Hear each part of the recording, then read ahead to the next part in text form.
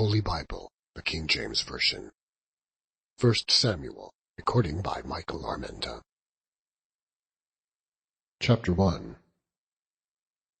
Now there was a certain man of Ramathaim-Zophim, out of Mount Ephraim, and his name was Elkanah, the son of Jeroham, the son of Elihu, the son of Tohu, the son of Zuph, an Ephrathite. And he had 2 wives. The name of the one was Hannah, and the name of the other Peninnah. And Peninnah had children, but Hannah had no children. And this man went up out of the city yearly to worship and to sacrifice unto the Lord of hosts in Shiloh. And the 2 sons of Eli, Hophni and Phinehas, the priests of the Lord, were there. And when the time was that Elkanah offered, he gave to Peninnah his wife, and to all her sons and her daughters, portions. But unto Hannah he gave a worthy portion, for he loved Hannah. But the Lord had shut up her womb, and her adversary also provoked her sore, for to make her fret, because the Lord had shut up her womb. And as he did so, year by year, when she went up to the house of the Lord, so she provoked her. Therefore she wept, and did not eat. Then said Elkanah her husband to her, Hannah, why weepest thou?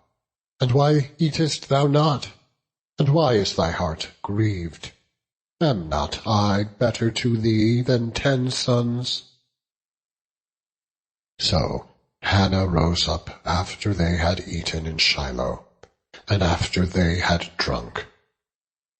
Now Eli the priest sat upon a seat by a post of the temple of the Lord, and she was in bitterness of soul, and prayed unto the Lord, and wept sore.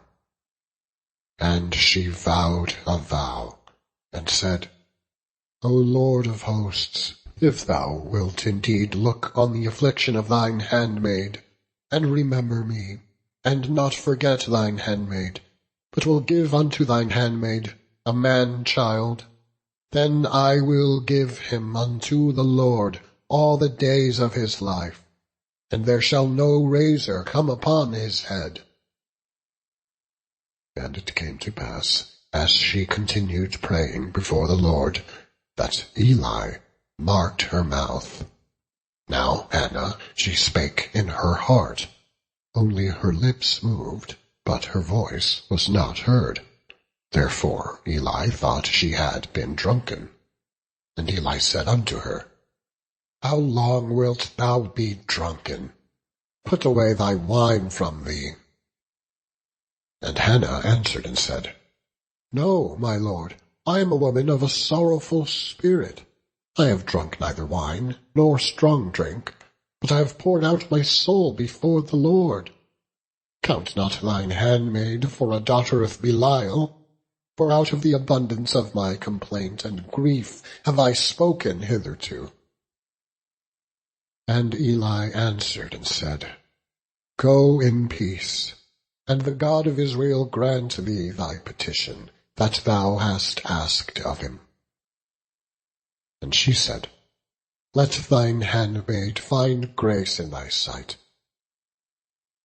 So the woman went her way, and did eat, and her countenance was no more sad. And they rose up in the morning early, and worshipped before the Lord, and returned, and came to their house to Ramah. And Elkanah knew Hannah his wife, and the Lord remembered her. Wherefore it came to pass, when the time was come about after Hannah had conceived, that she bare a son, and called his name Samuel, saying, Because I have asked him of the Lord. And the man Elkanah, and all his house, went up to offer unto the Lord the yearly sacrifice and his vow. But Hannah went not up, for she said unto her husband, I will not go up until the child be weaned, and then I will bring him, that he may appear before the Lord, and there abide forever. And Elkanah her husband said unto her, Do what seemeth thee good. Tarry until thou have weaned him. Only the Lord establish his word. So the woman abode, and gave her son suck until she weaned him.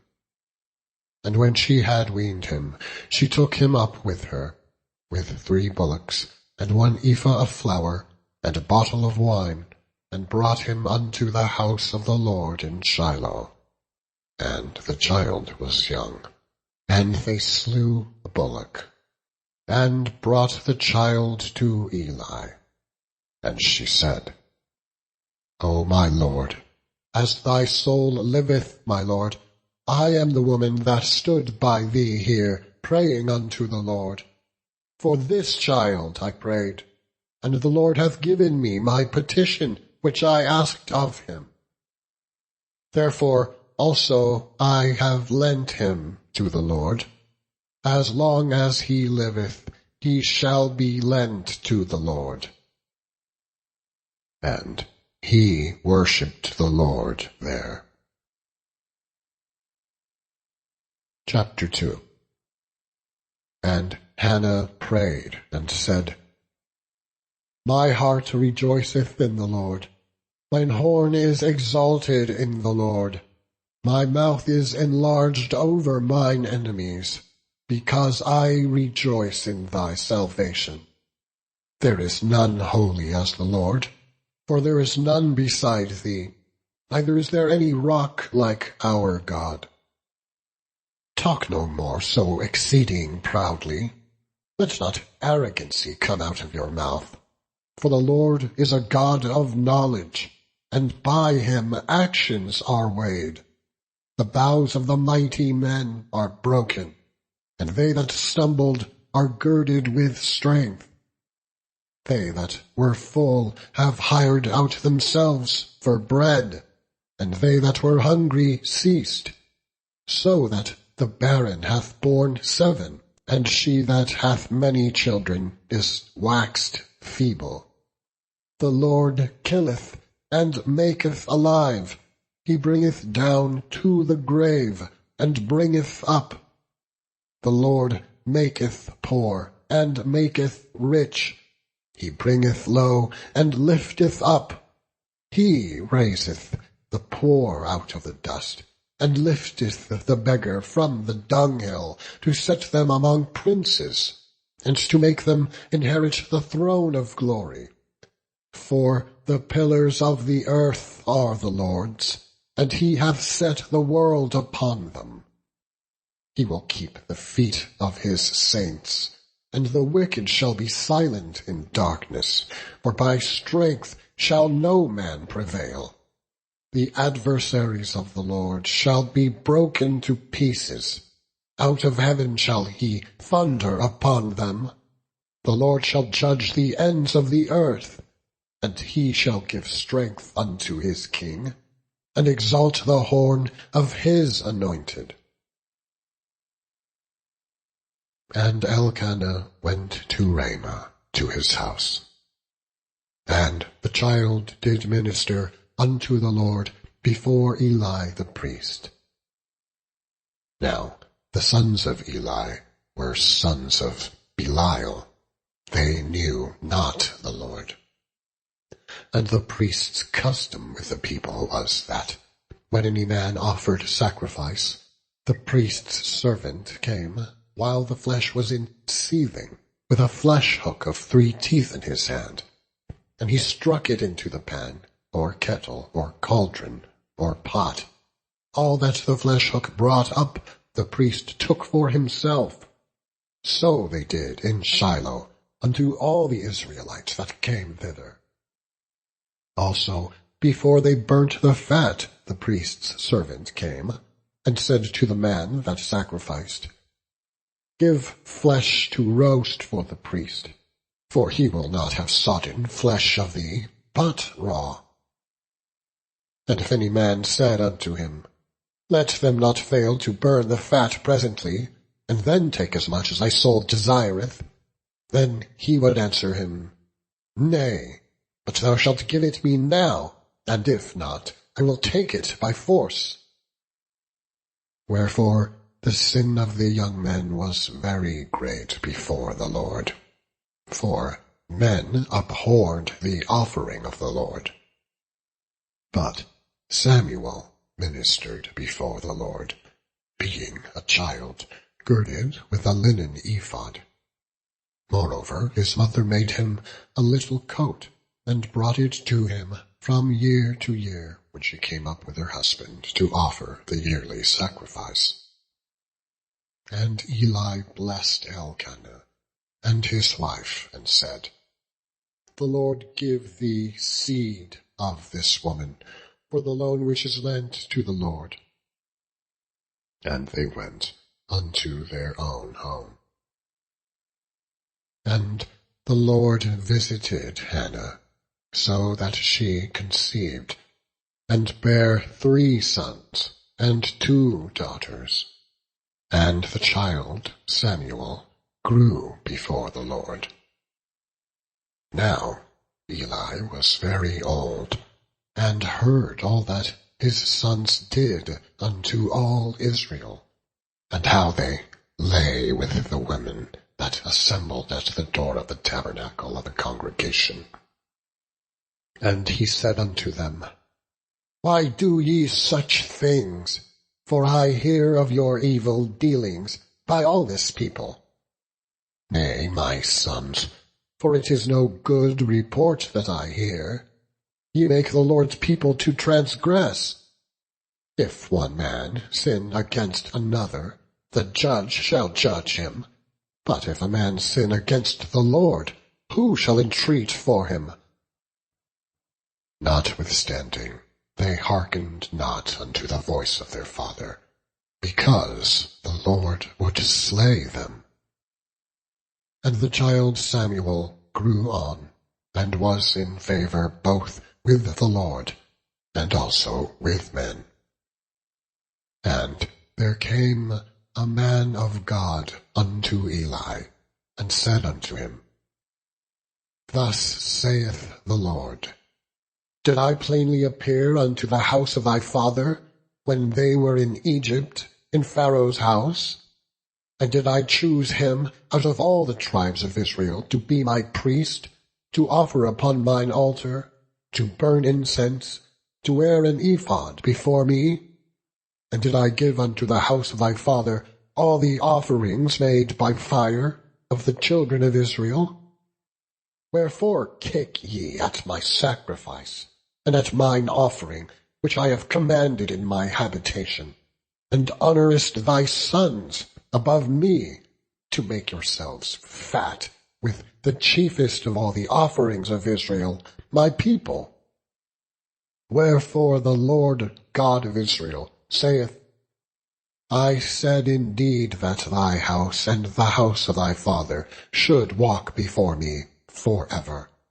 But now the Lord saith, Be it far from me, for them that honour me will I honour, and they that despise me shall be lightly esteemed.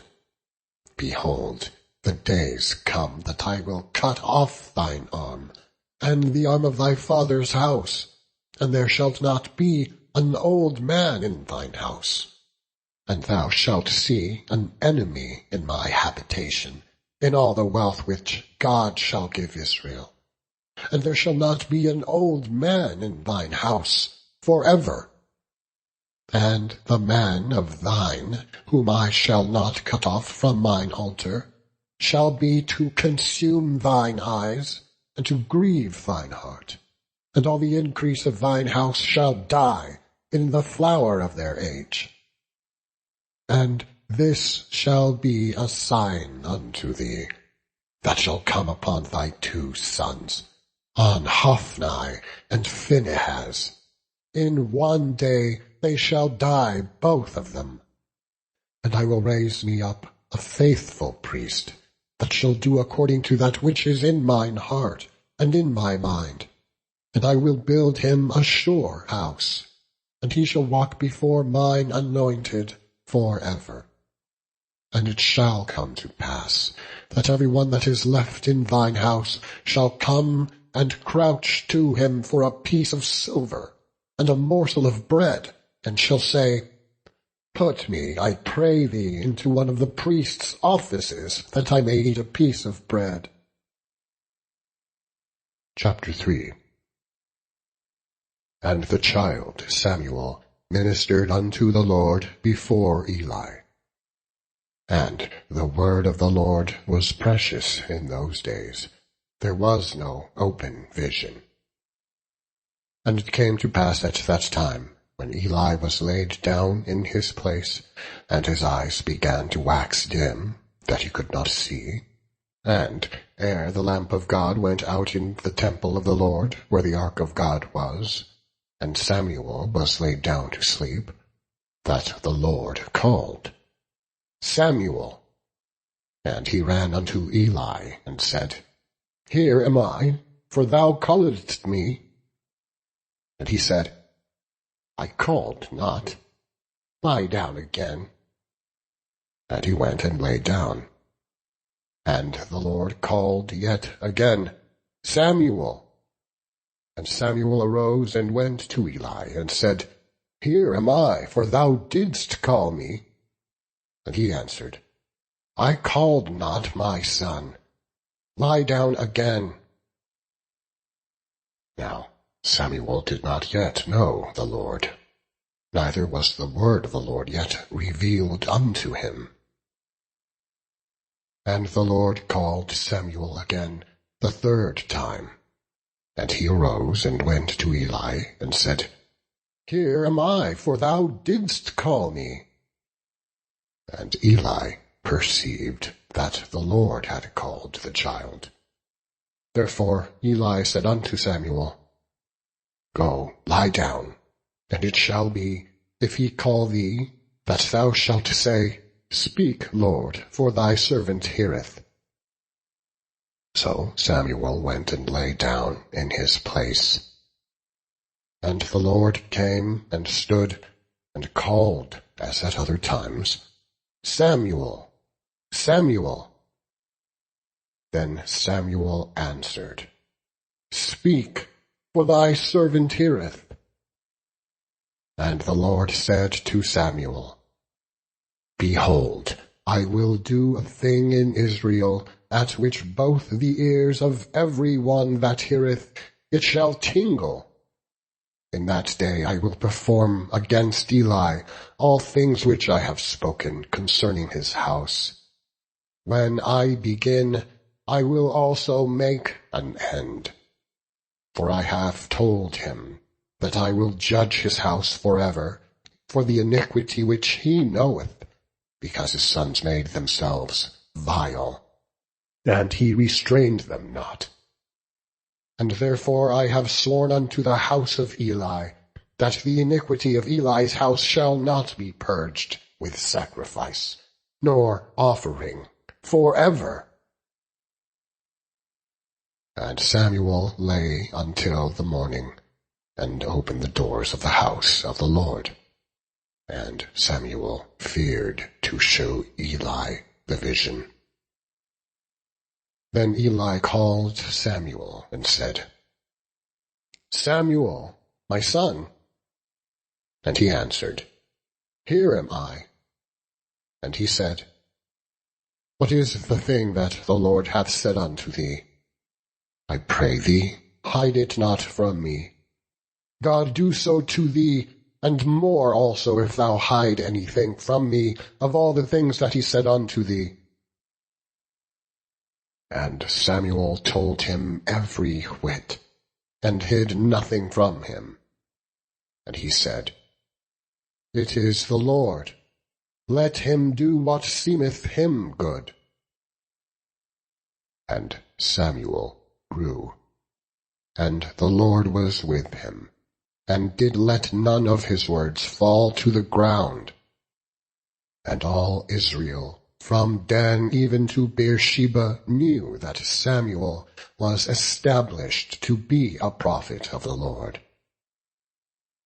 And the Lord appeared again in Shiloh, for the Lord revealed himself to Samuel in Shiloh by the word of the Lord. Chapter 4. And the word of Samuel came to all Israel. Now Israel went out against the Philistines to battle, and pitched beside Ebenezer, and the Philistines pitched in Aphek. And the Philistines put themselves in array against Israel, and when they joined battle, Israel was smitten before the Philistines, and they slew of the army in the field about 4,000 men. And when the people were come into the camp, the elders of Israel said, Wherefore hath the Lord smitten us today before the Philistines? Let us fetch the ark of the covenant of the Lord out of Shiloh unto us, that, when it cometh among us, it may save us out of the hand of our enemies. So the people sent to Shiloh, that they might bring from thence the ark of the covenant of the Lord of hosts, which dwelleth between the cherubims. And the 2 sons of Eli, Hophni and Phinehas, were there with the ark of the covenant of God. And when the ark of the covenant of the Lord came into the camp, all Israel shouted with a great shout, so that the earth rang again. And when the Philistines heard the noise of the shout, they said, What meaneth the noise of this great shout in the camp of the Hebrews? And they understood that the ark of the Lord was come into the camp. And the Philistines were afraid, for they said, God is come into the camp. And they said, Woe unto us! For there hath not been such a thing heretofore. Woe unto us! Who shall deliver us out of the hand of these mighty gods? These are the gods that smote the Egyptians with all the plagues in the wilderness. Be strong, and quit yourselves like men, O ye Philistines, that ye be not servants unto the Hebrews, as they have been to you. Quit yourselves like men, and fight. And the Philistines fought, and Israel was smitten. And they fled every man into his tent, and there was a very great slaughter, for there fell of Israel 30,000 footmen. And the ark of God was taken, and the 2 sons of Eli, Hophni and Phinehas, were slain. And there ran a man of Benjamin out of the army, and came to Shiloh the same day with his clothes rent, and with earth upon his head. And when he came, lo, Eli sat upon a seat by the wayside, watching, for his heart trembled for the ark of God. And when the man came into the city, and told it, all the city cried out. And when Eli heard the noise of the crying, he said, What meaneth the noise of this tumult? And the man came in hastily and told Eli. Now Eli was 98 years old, and his eyes were dim, that he could not see. And the man said unto Eli, I am he that came out of the army, and I fled today out of the army. And he said, What is there done, my son? And the messenger answered and said, Israel is fled before the Philistines, and there hath been also a great slaughter among the people. And thy 2 sons also, Hophni and Phinehas, are dead, and the ark of God is taken. And it came to pass, when he made mention of the ark of God, that he fell from off the seat backward by the side of the gate, and his neck brake, and he died. For he was an old man, and heavy. And he had judged Israel 40 years. And his daughter-in-law, Phinehas' wife, was with child, near to be delivered. And when she heard the tidings that the ark of God was taken, and that her father-in-law and her husband were dead, she bowed herself and travailed, for her pains came upon her. And about the time of her death, the women that stood by her said unto her, Fear not, for thou hast borne a son. But she answered not, neither did she regard it. And she named the child Ichabod, saying, The glory is departed from Israel, because the ark of God was taken, and because of her father-in-law and her husband. And she said, The glory is departed from Israel, for the ark of God is taken. Chapter 5. And the Philistines took the ark of God, and brought it from Ebenezer unto Ashdod. When the Philistines took the ark of God, they brought it into the house of Dagon, and set it by Dagon.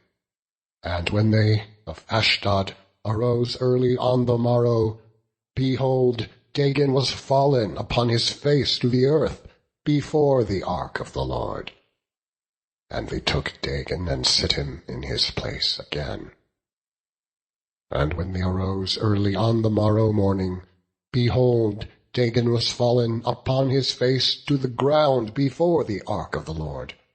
And the head of Dagon, and both the palms of his hands, were cut off upon the threshold. Only the stump of Dagon was left to him. Therefore neither the priests of Dagon, nor any that come into Dagon's house, tread on the threshold of Dagon in Ashdod unto this day.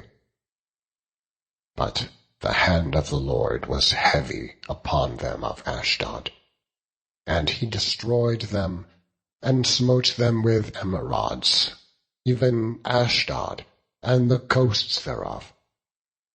And when the men of Ashdod saw that it was so, they said, The ark of the God of Israel shall not abide with us, for his hand is sore upon us, and upon Dagon our God. They sent, therefore, and gathered all the lords of the Philistines unto them, and said, What shall we do with the ark of the God of Israel? And they answered, Let the ark of the God of Israel be carried about unto Gath. And they carried the ark of the God of Israel about thither. And it was so that, after they had carried it about, the hand of the Lord was against the city, with a very great destruction. And he smote the men of the city, both small and great, and they had emerods in their secret parts.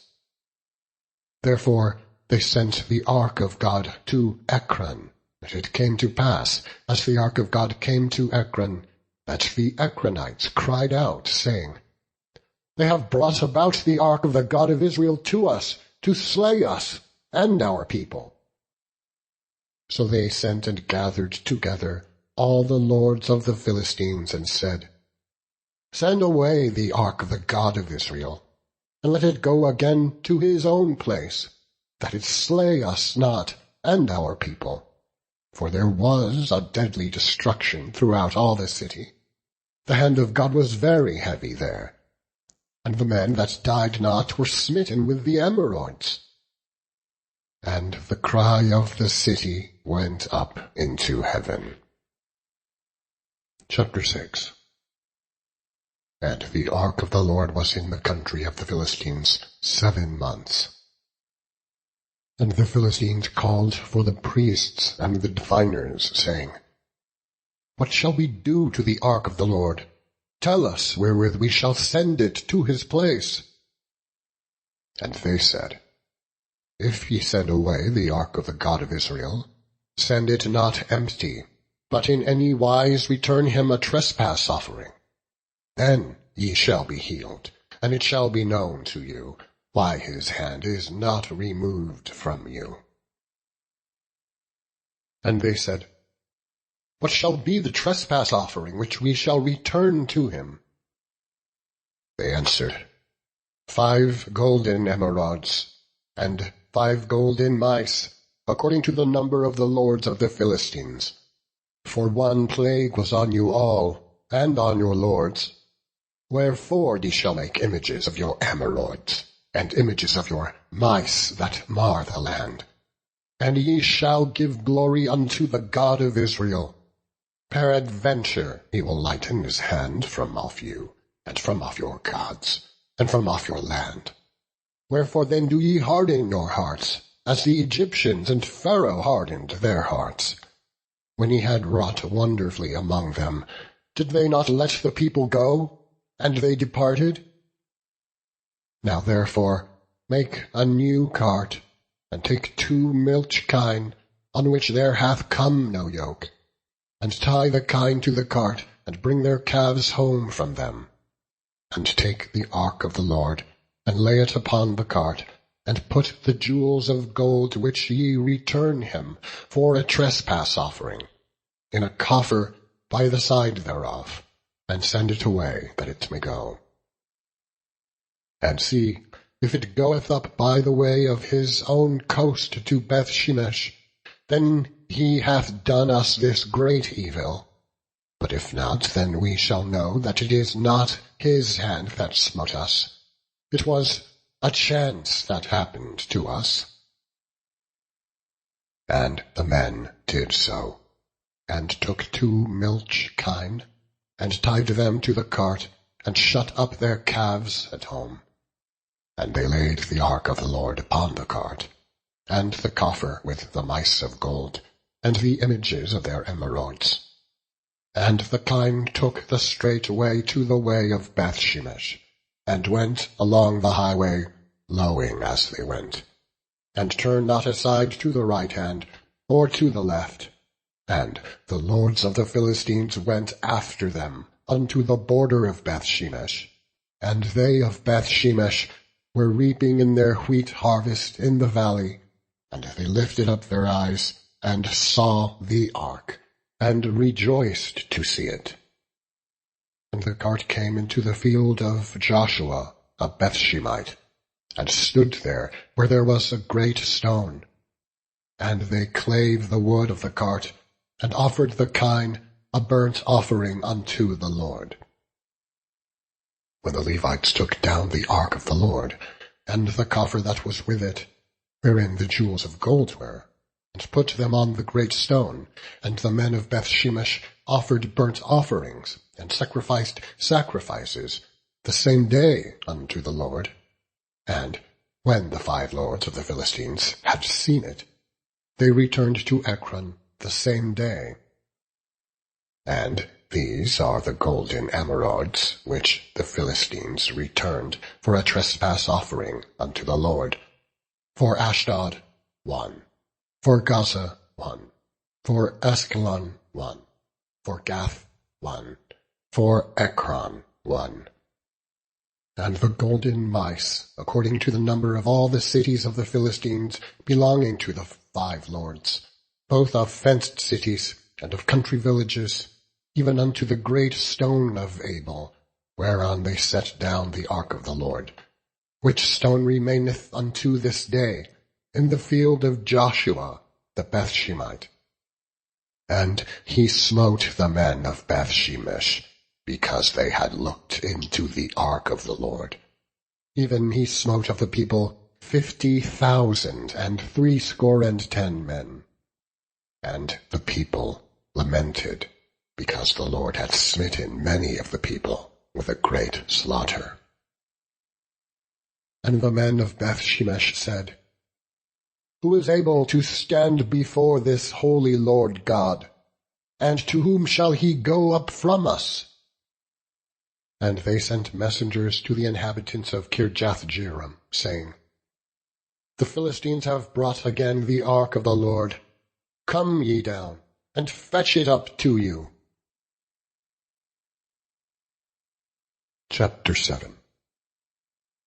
And the men of Kirjath-jearim came, and fetched up the ark of the Lord, and brought it into the house of Abinadab in the hill, and sanctified Eleazar his son to keep the ark of the Lord. And it came to pass, while the ark abode in Kirjath-jearim, that the time was long, for it was 20 years, and all the house of Israel lamented after the Lord.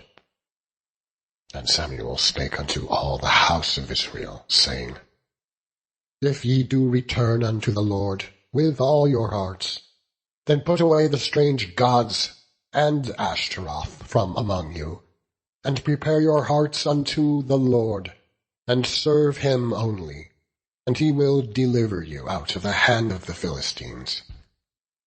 Then the children of Israel did put away Baalim and Ashtaroth, and served the Lord only. And Samuel said, Gather all Israel to Mizpeh, and I will pray for you unto the Lord.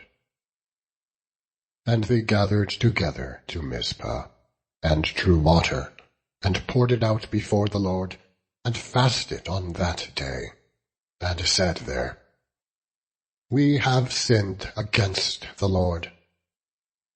And Samuel judged the children of Israel in Mizpeh. And when the Philistines heard that the children of Israel were gathered together to Mizpeh, the lords of the Philistines went up against Israel.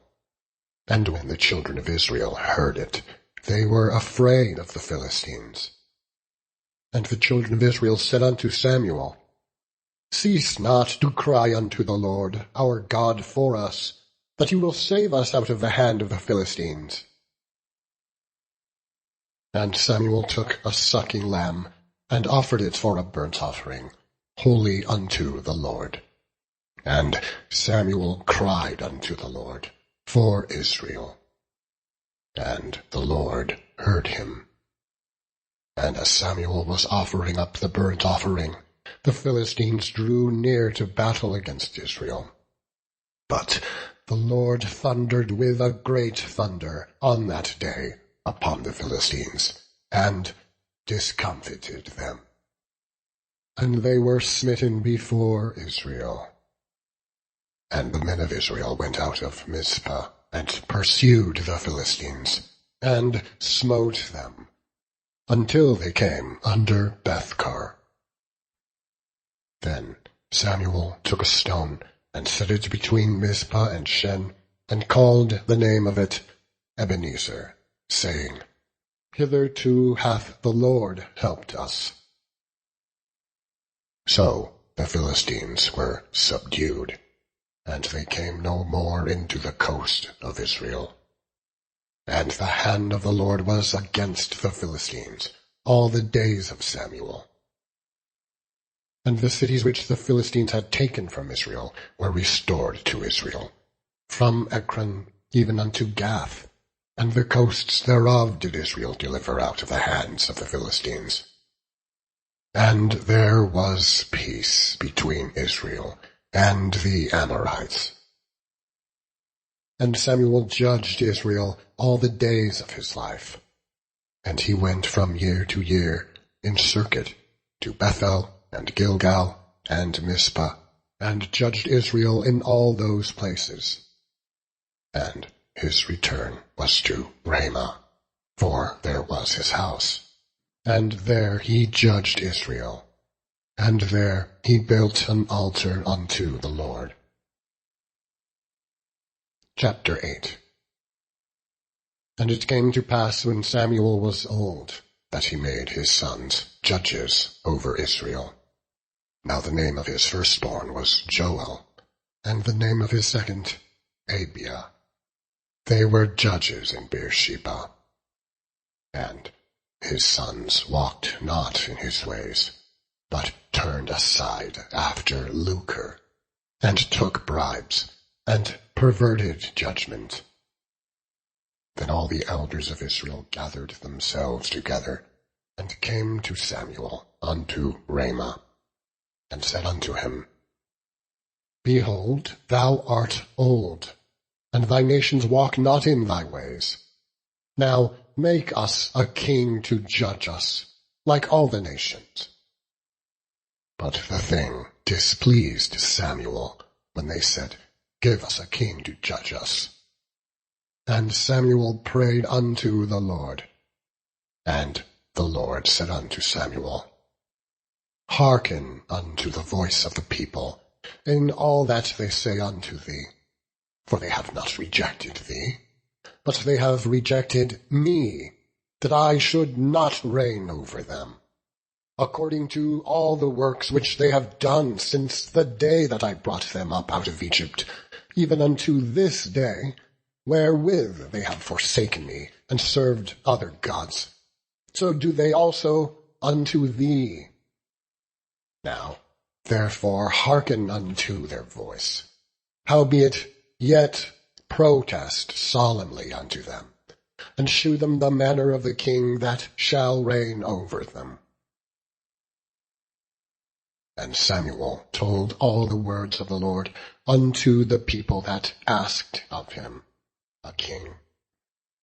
And he said, This will be the manner of the king that shall reign over you.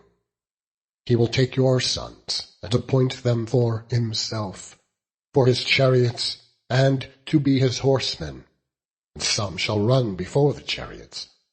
And he will appoint him captains over thousands, and captains over 50s, and will set them to ear his ground, and to reap his harvest, and to make his instruments of war, and instruments of his chariots.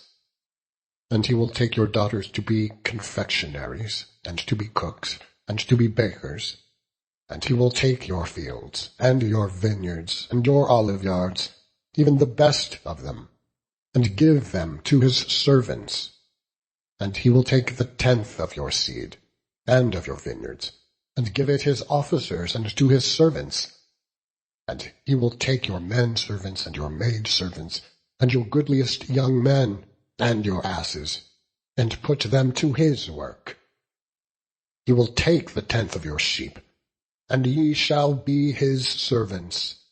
And ye shall cry out in that day, because of your king, which ye shall have chosen you. And the Lord will not hear you in that day. Nevertheless, the people refused to obey the voice of Samuel. And they said, Nay, but we will have a king over us, that we also may be like all the nations, and that our king may judge us, and go out before us and fight our battles.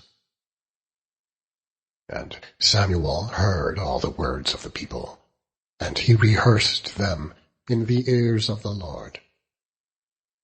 And the Lord said unto Samuel, Hearken unto their voice, and make them a king. And Samuel said unto the men of Israel, Go ye, every man unto his city.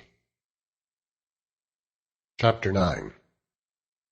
Now there was a man of Benjamin, whose name was Kish, the son of Abiel, the son of Zeror, the son of Bechorath, the son of Aphiah, a Benjamite, a mighty man of power. And he had a son, whose name was Saul, a choice young man, and a goodly. And there was not among the children of Israel a goodlier person than he. From his shoulders and upward he was higher than any of the people. And the asses of Kish, Saul's father, were lost. And Kish said to Saul his son, Take now one of the servants with thee, and arise, go seek the asses. And he passed through Mount Ephraim, and passed through the land of Shalisha, but they found them not. Then they passed through the land of Shalem, and there they were not. And he passed through the land of the Benjamites, but they found them not. And when they were come to the land of Zuph, Saul said to his servant that was with him, Come, and let us return, lest my father leave caring for the asses, and take thought for us. And he said unto him, Behold, now there is in this city a man of God, and he is an honorable man. All that he saith cometh surely to pass. Now let us go thither. Peradventure he can shew us our way that we should go. Then said Saul to his servant, But behold, if we go, what shall we bring the man? For the bread is spent in our vessels, and there is not a present to bring to the man of God. What have we? And the servant answered Saul again, and said, Behold, I have here at hand the 4th part of a shekel of silver. That will I give to the man of God, to tell us our way. Beforetime in Israel, when a man went to inquire of God, thus he spake, Come, let us go to the seer. For he that is now called a prophet was beforetime called a seer. Then said Saul to his servant, Well said, come, let us go. So they went unto the city where the man of God was. And as they went up the hill to the city, they found young maidens going out to draw water. And he said unto them, Is the seer here? And they answered them, and said, He is. Behold, he is before you. Make haste now, for he came today to the city. For there is a sacrifice of the people today in the high place. As soon as ye be come into the city, ye shall straightway find him, before he go up to the high place to eat. For the people will not eat until he come, because he doth bless the sacrifice. And afterwards they eat that be bidden. Now therefore get you up, for about this time ye shall find him. And they went up into the city, and when they were come into the city, behold, Samuel came out against them, for to go up to the high place. Now the Lord had told Samuel in his ear a day before Saul came, saying, Tomorrow, about this time, I will send thee a man out of the land of Benjamin, and thou shalt anoint him to be captain over my people Israel, that he may save my people out of the hand of the Philistines. For I have looked upon my people, because their cry is come unto me. And when Samuel saw Saul, the Lord said unto him, Behold, the man whom I spake to thee of, this same shall reign over my people. Then Saul drew near to Samuel in the gate, and said, Tell me, I pray thee, where the seer's house is. And Samuel answered Saul, and said, I am the seer. Go up before me unto the high place, for ye shall eat with me today, and tomorrow I will let thee go, and will tell thee all that is in thine heart. And as for thine asses that were lost 3 days ago, set not thy mind on them, for they are found. And on whom is all the desire of Israel?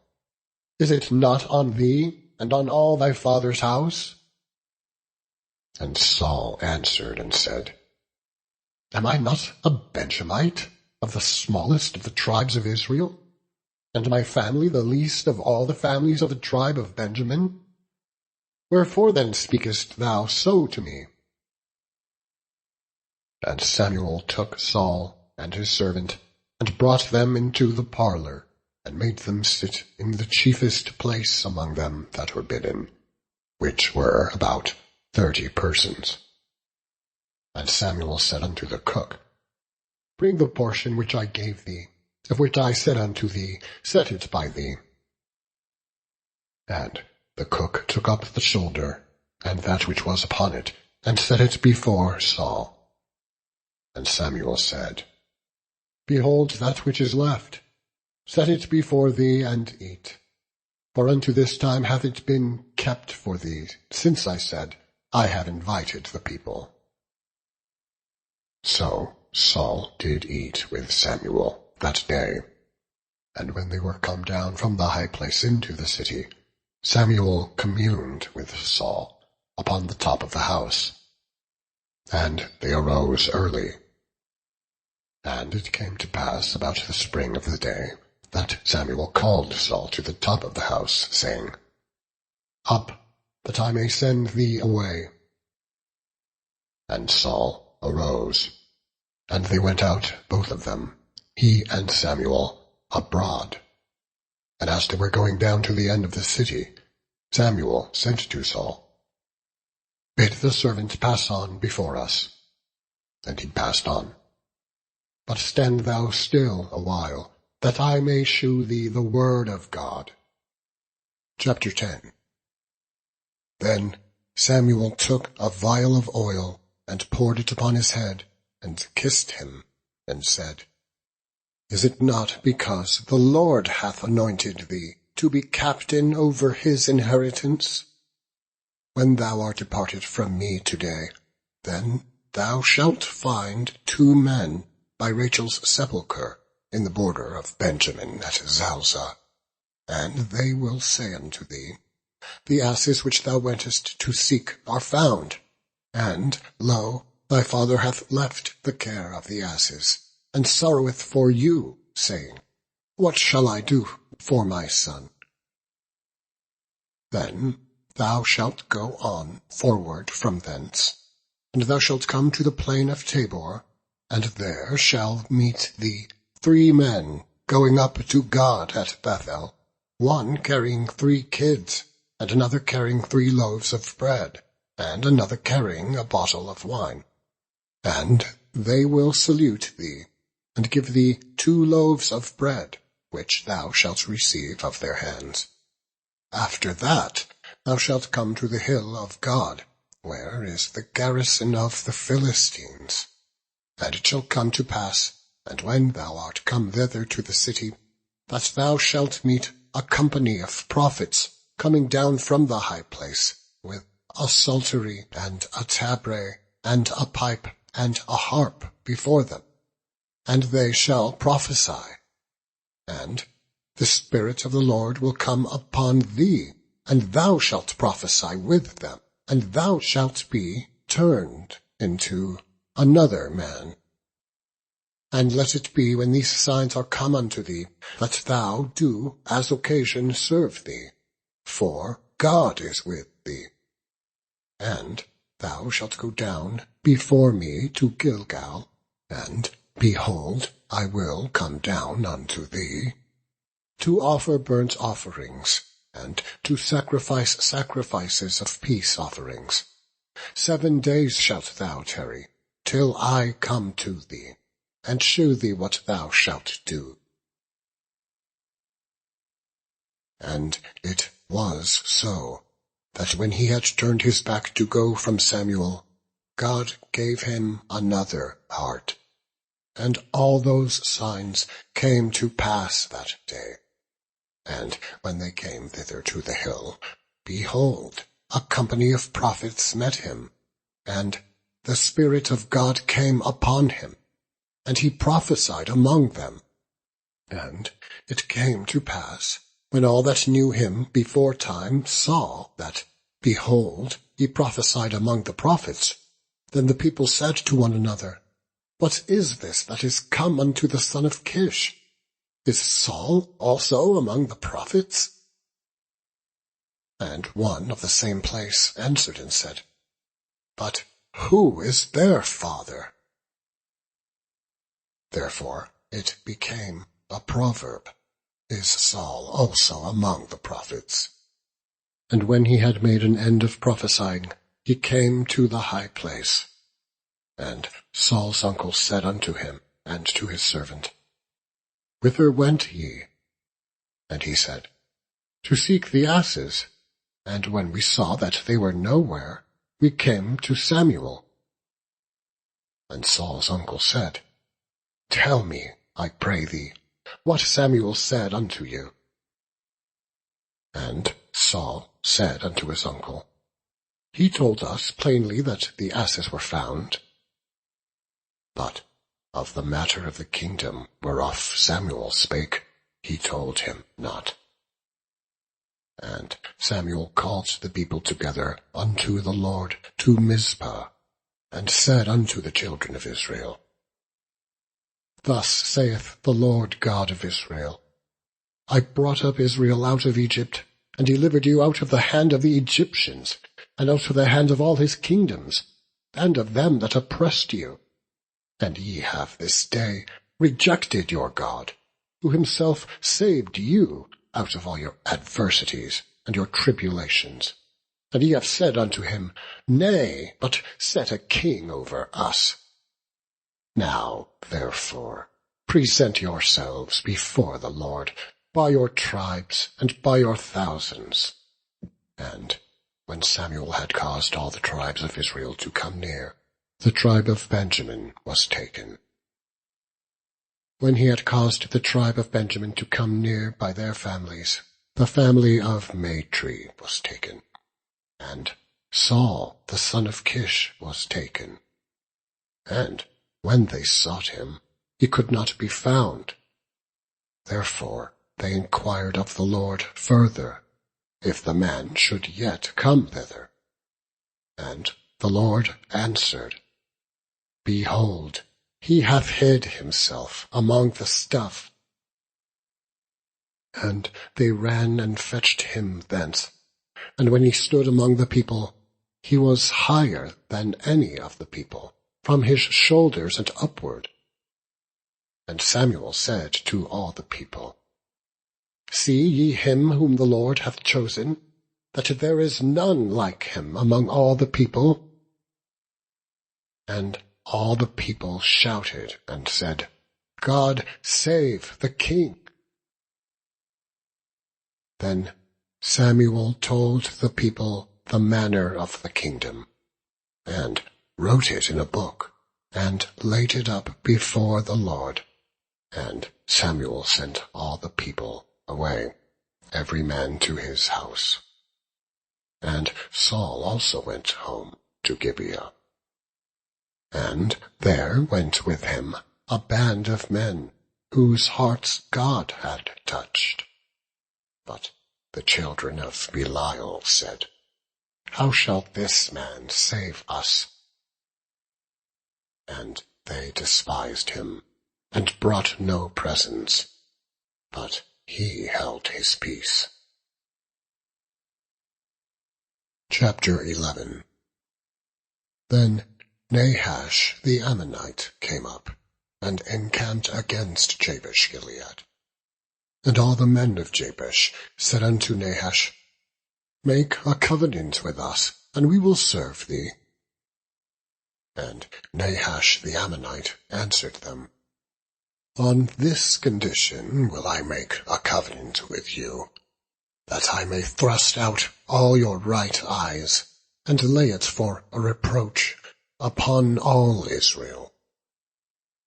And the elders of Jabesh said unto him, Give us 7 days' respite, that we may send messengers unto all the coasts of Israel. And then, if there be no man to save us, we will come out to thee. Then came the messengers to Gibeah of Saul, and told the tidings in the ears of the people. And all the people lifted up their voices and wept. And, behold, Saul came after the herd out of the field. And Saul said, What aileth the people that they weep? Then they told him the tidings of the men of Jabesh. And the Spirit of God came upon Saul when he heard those tidings, and his anger was kindled greatly. And he took a yoke of oxen, and hewed them in pieces, and sent them throughout all the coasts of Israel by the hands of messengers, saying, Whosoever cometh not forth after Saul and after Samuel, so shall it be done unto his oxen. And the fear of the Lord fell on the people, and they came out with one consent. And when he numbered them in Bezek, the children of Israel were 300,000, and the men of Judah 30,000. And they said unto the messengers that came, Thus shall ye say unto the men of Jabesh-Gilead, Tomorrow, by that time, the sun be hot, ye shall have help. And the messengers came, and shewed it to the men of Jabesh, and they were glad. Therefore the men of Jabesh said, Tomorrow we will come out unto you, and ye shall do with us all that seemeth good unto you.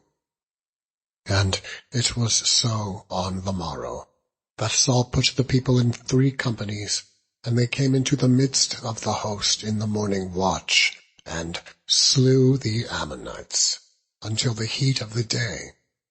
And it came to pass, that they which remained were scattered, so that 2 of them were not left together. And the people said unto Samuel, Who is it that said, Shall Saul reign over us? Bring the men, that we may put them to death. And Saul said, There shall not a man be put to death this day, for today the Lord hath wrought salvation in Israel. Then said Samuel to the people, Come, and let us go to Gilgal, and renew the kingdom there. And all the people went to Gilgal, and there they made Saul king before the Lord in Gilgal. And there they sacrificed sacrifices of peace offerings before the Lord. And all the men of Israel rejoiced greatly. Chapter 12. And Samuel said unto all Israel, Behold, I have hearkened unto your voice in all that ye said unto me, and have made a king over you. And now, behold, the king walketh before you, and I am old and grey-headed, and, behold, my sons are with you. And I have walked before you from my childhood unto this day. Behold, here I am, witness against me before the Lord, and before his anointed. Whose ox have I taken? Or whose ass have I taken? Or whom have I defrauded? Whom have I oppressed? Or of whose hand have I received any bribe to blind mine eyes therewith? And I will restore it unto you. And they said, Thou hast not defrauded us, nor oppressed us, neither hast thou taken aught of any man's hand. And he said unto them, The Lord is witness against you, and his anointed is witness this day, that ye have not found aught in my hand. And they answered, He is witness. Samuel said unto the people, It is the Lord that advanced Moses and Aaron, and that brought your fathers up out of the land of Egypt. Now, therefore, stand still, that I may reason with you before the Lord of all the righteous acts of the Lord, which he did to you and to your fathers. When Jacob was come into Egypt, and your fathers cried unto the Lord, then the Lord sent Moses and Aaron, which brought forth your fathers out of Egypt, and made them dwell in this place. And when they forgat the Lord their God, he sold them into the hand of Sisera, captain of the host of Hazor, and into the hand of the Philistines, and into the hand of the king of Moab. And they fought against them. And they cried unto the Lord, and said, We have sinned, because we have forsaken the Lord, and have served Baalim and Ashtaroth. But now deliver us out of the hand of our enemies, and we will serve thee. And the Lord sent Jerubbaal, and Bedan, and Jephthah, and Samuel, and delivered you out of the hand of your enemies on every side, and ye dwelled safe. And when ye saw that Nahash, the king of the children of Ammon, came against you, ye said unto me, Nay, but a king shall reign over us, when the Lord your God was your king. Now, therefore, behold the king whom ye have chosen, and whom ye have desired. And behold, the Lord hath set a king over you. If ye will fear the Lord, and serve him, and obey his voice, and not rebel against the commandment of the Lord, then shall both ye, and also the king that reigneth over you, continue following the Lord your God. But if ye will not obey the voice of the Lord, but rebel against the commandment of the Lord, then shall the hand of the Lord be against you, as it was against your fathers. Now, therefore, stand and see this great thing, which the Lord will do before your eyes. Is it not wheat harvest today? I will call unto the Lord, and he shall send thunder and rain, that ye may perceive and see that your wickedness is great, which ye have done in the sight of the Lord, in asking you a king. So Samuel called unto the Lord, and the Lord sent thunder and rain that day. And all the people greatly feared the Lord and Samuel. And all the people said unto Samuel, Pray for thy servants unto the Lord thy God, that we die not. For we have added unto all our sins this evil, to ask us a king. And Samuel said unto the people, Fear not, ye have done all this wickedness, yet turn not aside from following the Lord, but serve the Lord with all your heart. And turn ye not aside, for then should ye go after vain things, which cannot profit nor deliver, for they are vain. For the Lord will not forsake his people, for his great name's sake, because it hath pleased the Lord to make you his people. Moreover, as for me, God forbid that I should sin against the Lord in ceasing to pray for you. But I will teach you the good and the right way. Only fear the Lord, and serve him in truth with all your heart. For consider how great things he hath done for you. But if ye shall still do wickedly, ye shall be consumed, both ye and your king. Chapter 13. Saul reigned 1 year, and when he had reigned 2 years over Israel, Saul chose him 3,000 men of Israel, whereof 2,000 were with Saul in Michmash and in Mount Bethel, and 1,000 were with Jonathan in Gibeah of Benjamin. And the rest of the people he sent, every man to his tent. And Jonathan smote the garrison of the Philistines that was in Geba, and the Philistines heard of it. And Saul blew the trumpet throughout all the land, saying, Let the Hebrews hear. And all Israel heard, say that Saul had smitten a garrison of the Philistines, and that Israel also was had in abomination with the Philistines. And the people were called together after Saul to Gilgal. And the Philistines gathered themselves together to fight with Israel, 30,000 chariots, and 6,000 horsemen, and people as the sand which is on the seashore in multitude. And they came up, and pitched in Michmash, eastward from Bethaven. When the men of Israel saw that they were in a strait, for the people were distressed, then the people did hide themselves in caves and in thickets, and in rocks, and in high places, and in pits. And some of the Hebrews went over Jordan to the land of Gad and Gilead. As for Saul, he was yet in Gilgal, and all the people following him, trembling. And he tarried 7 days, according to the set time that Samuel had appointed. But Samuel came not to Gilgal, and the people were scattered from him.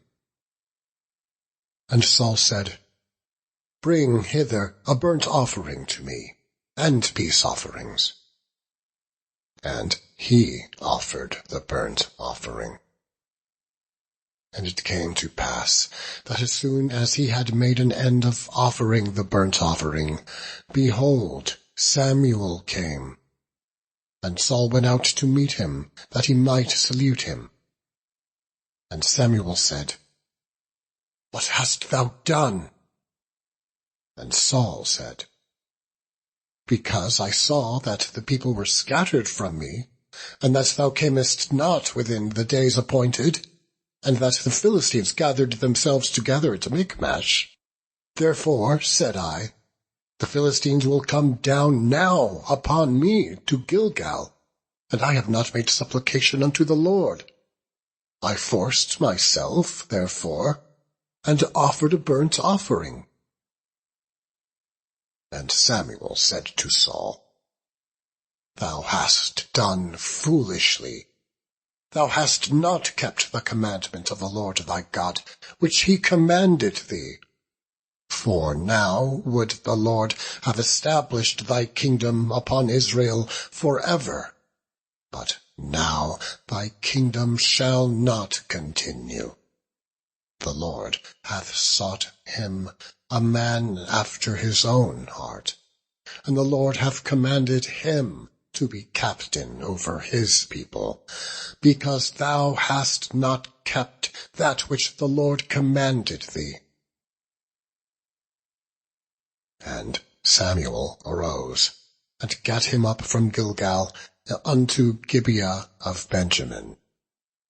And Saul numbered the people that were present with him, about 600 men. And Saul and Jonathan his son, and the people that were present with them, abode in Gibeah of Benjamin. But the Philistines encamped in Michmash, and the spoilers came out of the camp of the Philistines in 3 companies. One company turned unto the way that leadeth to Ophrah, unto the land of Shual, and another company turned the way to Beth-horon, and another company turned to the way of the border that looketh to the valley of Zeboim toward the wilderness. Now there was no smith found throughout all the land of Israel, for the Philistines said, lest the Hebrews make them swords or spears. But all the Israelites went down to the Philistines to sharpen every man his share, and his coulter, and his axe, and his mattock. Yet they had a file for the mattocks, and for the coulters, and for the forks, and for the axes, and to sharpen the goads. So it came to pass in the day of battle, that there was neither sword nor spear found in the hand of any of the people that were with Saul and Jonathan, but with Saul and with Jonathan his son was there found. And the garrison of the Philistines went out to the passage of Michmash. Chapter 14. Now it came to pass upon a day that Jonathan the son of Saul said unto the young man that bare his armor, Come, let us go over to the Philistines' garrison that is on the other side. but he told not his father. And Saul tarried in the uttermost part of Gibeah, under a pomegranate tree, which is in Migron. And the people that were with him were about 600 men. And Ahiah, the son of Ahitub, Ichabod's brother, the son of Phinehas, the son of Eli, the Lord's priest in Shiloh, wearing an ephod. And the people knew not that Jonathan was gone. And between the passages by which Jonathan sought to go over unto the Philistines' garrison, there was a sharp rock on the one side, and a sharp rock on the other side. And the name of the one was Bozez, and the name of the other Seneh. The forefront of the one was situate northward over against Michmash, and the other southward over against Gibeah. And Jonathan said to the young man that bare his armor, Come, and let us go over unto the garrison of these uncircumcised. It may be that the Lord will work for us, for there is no restraint to the Lord to save by many or by few. And his armor-bearer said unto him, Do all that is in thine heart. Turn thee. Behold, I am with thee, according to thy heart. Then said Jonathan, Behold, we will pass over unto these men, and we will discover ourselves unto them. If they say thus unto us, Tarry until we come to you, then we will stand still in our place, and will not go up unto them. But if they say thus, Come up unto us, then we will go up, for the Lord hath delivered them into our hand, and this shall be a sign unto us. And both of them discovered themselves unto the garrison of the Philistines. And the Philistines said, Behold, the Hebrews come forth out of the holes where they had hid themselves. And the men of the garrison answered Jonathan and his armor-bearer, and said, Come up to us, and we will shew you a thing. And Jonathan said unto his armor-bearer, Come up after me, for the Lord hath delivered them into the hand of Israel. And Jonathan climbed up upon his hands and upon his feet, and his armor-bearer after him. And they fell before Jonathan, and his armor-bearer slew after him. And that first slaughter, which Jonathan and his armor-bearer made, was about 20 men, within, as it were, an half acre of land, which a yoke of oxen might plough. And there was trembling in the host, in the field, and among all the people. The garrison and the spoilers, they also trembled, and the earth quaked, so it was a very great trembling. And the watchmen of Saul in Gibeah of Benjamin looked, and behold, the multitude melted away, and they went on, beating down one another. Then said Saul unto the people that were with him, Number now, and see who is gone from us. And when they had numbered, behold, Jonathan and his armor-bearer were not there. And Saul said unto Ahiah, Bring hither the ark of God. For the ark of God was at that time with the children of Israel. And it came to pass, while Saul talked unto the priest, that the noise that was in the host of the Philistines went on and increased. And Saul said unto the priest, Withdraw thine hand. And Saul and all the people that were with him assembled themselves. And they came to the battle, and behold, every man's sword was against his fellow. and there was a very great discomfiture. Moreover, the Hebrews that were with the Philistines before that time, which went up with them into the camp from the country round about, even they also turned to be with the Israelites that were with Saul and Jonathan. Likewise all the men of Israel which had hid themselves in Mount Ephraim, when they heard that the Philistines fled, even they also followed hard after them in the battle. So the Lord saved Israel that day. And the battle passed over unto Bethaven. And the men of Israel were distressed that day, for Saul had adjured the people, saying, Cursed be the man that eateth any food until evening, that I may be avenged on mine enemies. So none of the people tasted any food. And all they of the land came to a wood, and there was honey upon the ground. And when the people were come into the wood, behold, the honey dropped, but no man put his hand to his mouth, for the people feared the oath.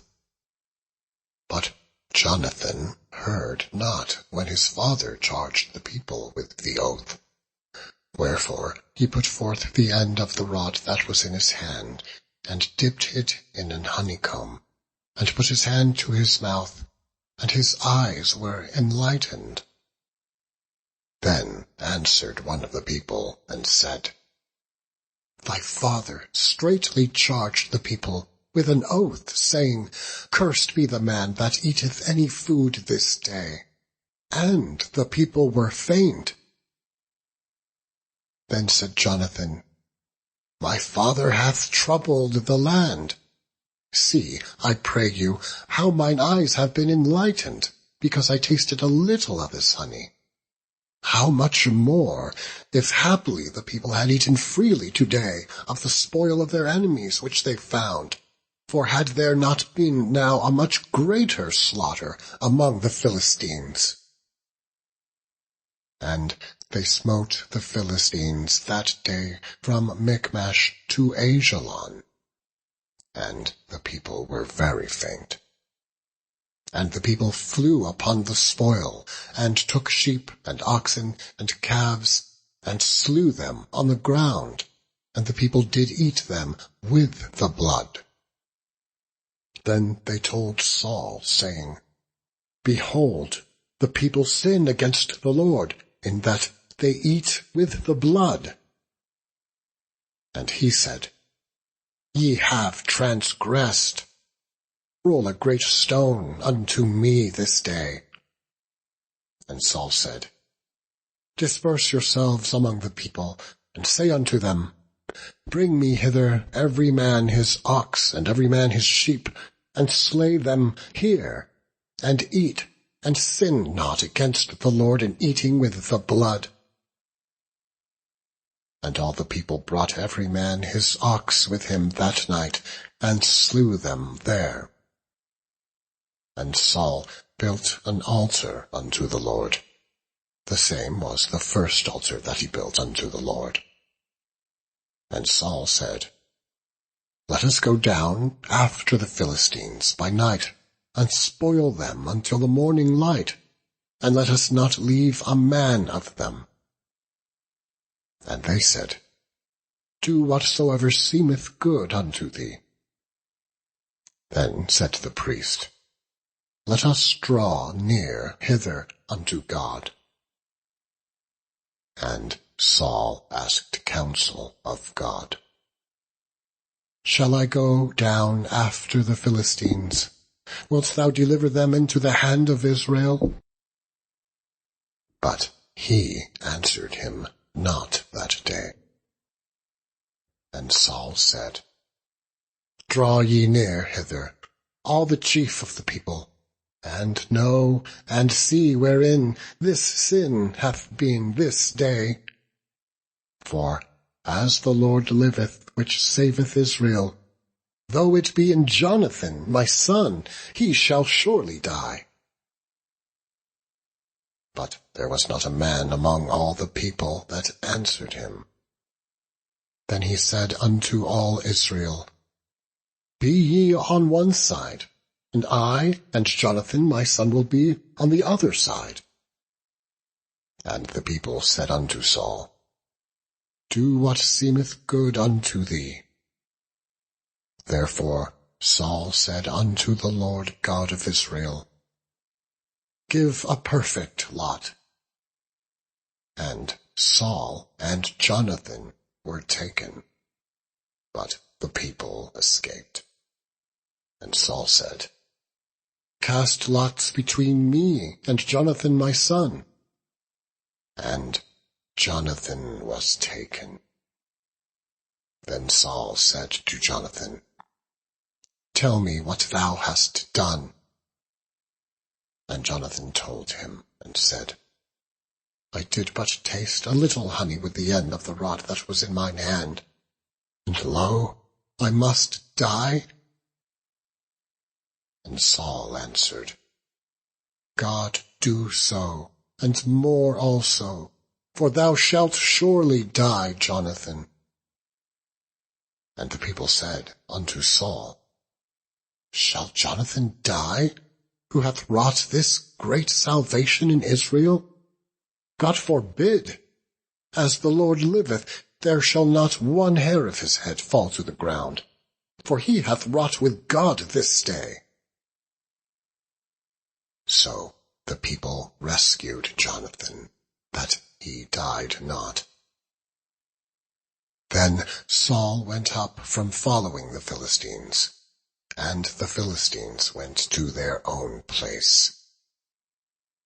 So Saul took the kingdom over Israel, and fought against all his enemies on every side, against Moab, and against the children of Ammon, and against Edom, and against the kings of Zobah, and against the Philistines. And whithersoever he turned himself, he vexed them. And he gathered an host, and smote the Amalekites, and delivered Israel out of the hands of them that spoiled them. Now the sons of Saul were Jonathan, and Ishui, and Malchishua, and the names of his 2 daughters were these, the name of the firstborn, Merab, and the name of the younger, Michal. And the name of Saul's wife was Ahinoam, the daughter of Ahimaaz. And the name of the captain of his host was Abner, the son of Ner, Saul's uncle. And Kish was the father of Saul, and Ner, the father of Abner, was the son of Abiel. And there was sore war against the Philistines all the days of Saul. And when Saul saw any strong man or any valiant man, he took him unto him.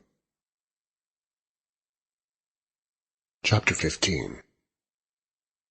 Samuel also said unto Saul, The Lord sent me to anoint thee to be king over his people, over Israel.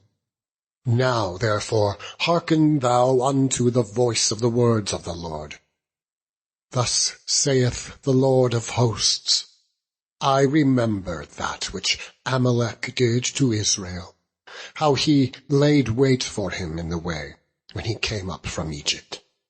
Now go and smite Amalek, and utterly destroy all that they have, and spare them not, but slay both man and woman, infant and suckling, ox and sheep, camel and ass.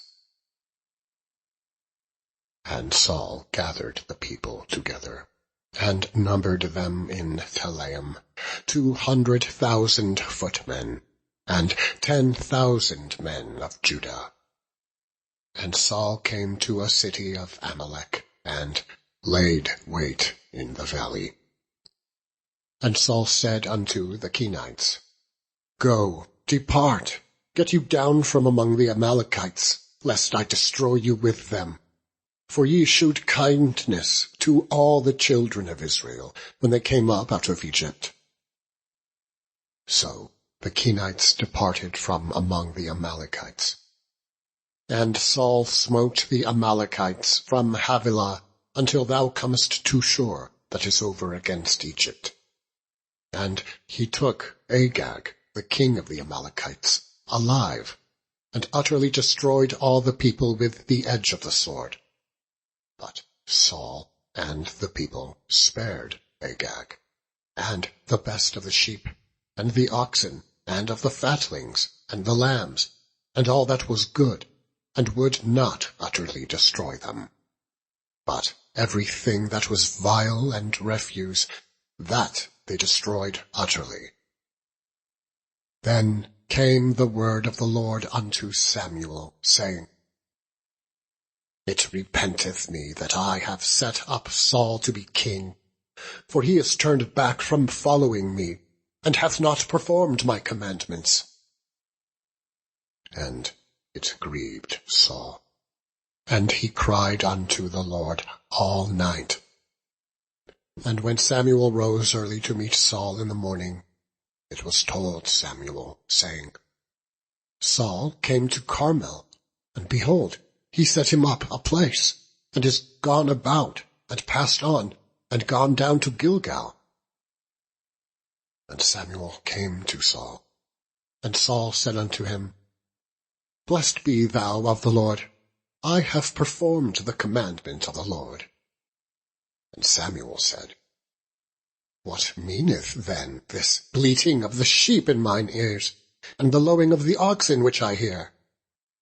And Saul said, They have brought them from the Amalekites, for the people spared the best of the sheep and of the oxen to sacrifice unto the Lord thy God, and the rest we have utterly destroyed. Then Samuel said unto Saul, Stay, and I will tell thee what the Lord hath said to me this night. And he said unto him, Say on. And Samuel said, When thou wast little in thine own sight, wast thou not made the head of the tribes of Israel, and the Lord anointed thee king over Israel? And the Lord sent thee on a journey, and said, Go and utterly destroy the sinners, the Amalekites, and fight against them until they be consumed. Wherefore then didst thou not obey the voice of the Lord, but didst fly upon the spoil, and didst evil in the sight of the Lord? And Saul said unto Samuel, Yea, I have obeyed the voice of the Lord, and have gone the way which the Lord sent me, and have brought Agag, the king of Amalek, and have utterly destroyed the Amalekites. But the people took of the spoil, sheep and oxen, the chief of the things which should have been utterly destroyed, to sacrifice unto the Lord thy God in Gilgal. And Samuel said, Hath the Lord as great delight in burnt offerings and sacrifices as in obeying the voice of the Lord? Behold, to obey is better than sacrifice, and to hearken than the fat of rams. For rebellion is as the sin of witchcraft, and stubbornness is as iniquity and idolatry. Because thou hast rejected the word of the Lord, he hath also rejected thee from being king. And Saul said unto Samuel, I have sinned, for I have transgressed the commandment of the Lord, and thy words, because I feared the people, and obeyed their voice. Now, therefore, I pray thee, pardon my sin, and turn again with me, that I may worship the Lord. And Samuel said unto Saul, I will not return with thee, for thou hast rejected the word of the Lord, and the Lord hath rejected thee from being king over Israel. And as Samuel turned about to go away, he laid hold upon the skirt of his mantle, and it rent. And Samuel said unto him, The Lord hath rent the kingdom of Israel from thee this day, and have given it to a neighbour of thine, that is better than thou. And also the strength of Israel will not lie, nor repent, for he is not a man, that he should repent. Then he said, I have sinned. Yet honour me now, I pray thee, before the elders of my people, and before Israel, and turn again with me, that I may worship the Lord thy God. So Samuel turned again after Saul, and Saul worshipped the Lord. Then said Samuel, Bring ye hither to me Agag, the king of the Amalekites. And Agag came unto him delicately, and Agag said, Surely the bitterness of death is past. And Samuel said, As thy sword hath made women childless, so shall thy mother be childless among women. And Samuel hewed Agag in pieces before the Lord in Gilgal. Then Samuel went to Ramah, and Saul went up to his house to Gibeah of Saul. And Samuel came no more to see Saul until the day of his death. Nevertheless Samuel mourned for Saul, and the Lord repented that he had made Saul king over Israel. Chapter 16. And the Lord said unto Samuel, How long wilt thou mourn for Saul, seeing I have rejected him from reigning over Israel? Fill thine horn with oil, and go. I will send thee to Jesse the Bethlehemite, for I have provided me a king among his sons. And Samuel said, How can I go? If Saul hear it, he will kill me.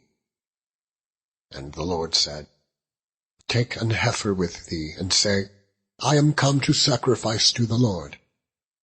And call Jesse to the sacrifice, and I will shew thee what thou shalt do. And thou shalt anoint unto me him whom I name unto thee. And Samuel did that which the Lord spake, and came to Bethlehem. And the elders of the town trembled at his coming, and said, Comest thou peaceably? And he said, Peaceably. I am come to sacrifice unto the Lord. Sanctify yourselves, and come with me to the sacrifice. And he sanctified Jesse and his sons, and called them to the sacrifice. And it came to pass, when they were come, that he looked on Eliab, and said, Surely the Lord's anointed is before him. But the Lord said unto Samuel, Look not on his countenance, or on the height of his stature, because I have refused him. For the Lord seeth not as a man seeth. For man looketh on the outward appearance, but the Lord looketh on the heart. Then Jesse called Abinadab, and made him pass before Samuel. And he said, Neither hath the Lord chosen this. Then Jesse made Shammah to pass by, and he said, Neither hath the Lord chosen this. Again Jesse made 7 of his sons to pass before Samuel. And Samuel said unto Jesse, The Lord hath not chosen these. And Samuel said unto Jesse, Are here all thy children? And he said, There remaineth yet the youngest, and behold, he keepeth the sheep. And Samuel said unto Jesse, Send and fetch him, for we will not sit down till he come hither. And he sent, and brought him in. Now he was ruddy, and withal of a beautiful countenance, and goodly to look to. And the Lord said, Arise, anoint him, for this is he. Then Samuel took the horn of oil, and anointed him in the midst of his brethren. And the Spirit of the Lord came upon David from that day forward. So Samuel rose up and went to Ramah. But the Spirit of the Lord departed from Saul, and an evil spirit from the Lord troubled him. And Saul's servants said unto him, Behold, now an evil spirit from God troubleth thee. Let our Lord now command thy servants which are before thee to seek out a man who is a cunning player on a harp. And it shall come to pass, when the evil spirit from God is upon thee, that he shall play with his hand, and thou shalt be well. And Saul said unto his servants, Provide me now a man that can play well, and bring him to me. Then answered one of the servants, and said, Behold, I have seen a son of Jesse the Bethlehemite, that is cunning in playing, and a mighty valiant man, and a man of war, and prudent in matters, and a comely person, and the Lord is with him. Wherefore Saul sent messengers unto Jesse, and said, Send me David thy son, which is with the sheep. And Jesse took an ass laden with bread, and a bottle of wine, and a kid, and sent them by David his son unto Saul. And David came to Saul, and stood before him, and he loved him greatly, and he became his armor-bearer. And Saul sent to Jesse, saying, Let David, I pray thee, stand before me, for he hath found favor in my sight. And it came to pass, when the evil spirit from God was upon Saul, that David took an harp, and played with his hand. So Saul was refreshed, and was well, and the evil spirit departed from him. Chapter 17. Now the Philistines gathered together their armies to battle, and were gathered together at Shochoh, which belongeth to Judah, and pitched between Shochoh and Azekah in Ephes-dammim. Saul and the men of Israel were gathered together, and pitched by the valley of Elah, and set the battle in array against the Philistines. And the Philistines stood on a mountain on the one side, and Israel stood on a mountain on the other side. There was a valley between them. And there went out a champion out of the camp of the Philistines, named Goliath of Gath, whose height was 6 cubits and a span. And he had an helmet of brass upon his head, and he was armed with a coat of mail, and the weight of the coat was 5,000 shekels of brass. And he had greaves of brass upon his legs, and a target of brass between his shoulders. And the staff of his spear was like a weaver's beam, and his spear's head weighed 600 shekels of iron. And one, bearing a shield, went before him. And he stood and cried unto the armies of Israel, and said unto them, Why are ye come out to set your battle in array? Am not I a Philistine, and ye servants to Saul? Choose you a man for you, and let him come down to me. If he be able to fight with me, and to kill me, then will we be your servants. But if I prevail against him and kill him, then shall ye be our servants, and serve us. And the Philistine said, I defy the armies of Israel this day. Give me a man, that we may fight together." When Saul and all Israel heard those words of the Philistine, they were dismayed and greatly afraid. Now David was the son of that Ephrathite of Bethlehem, Judah, whose name was Jesse, and he had 8 sons. And the man went among men for an old man in the days of Saul. And the 3 eldest sons of Jesse went and followed Saul to the battle. And the names of his 3 sons that went to the battle were Eliab the firstborn, and next unto him Abinadab, and the 3rd Shema. And David was the youngest.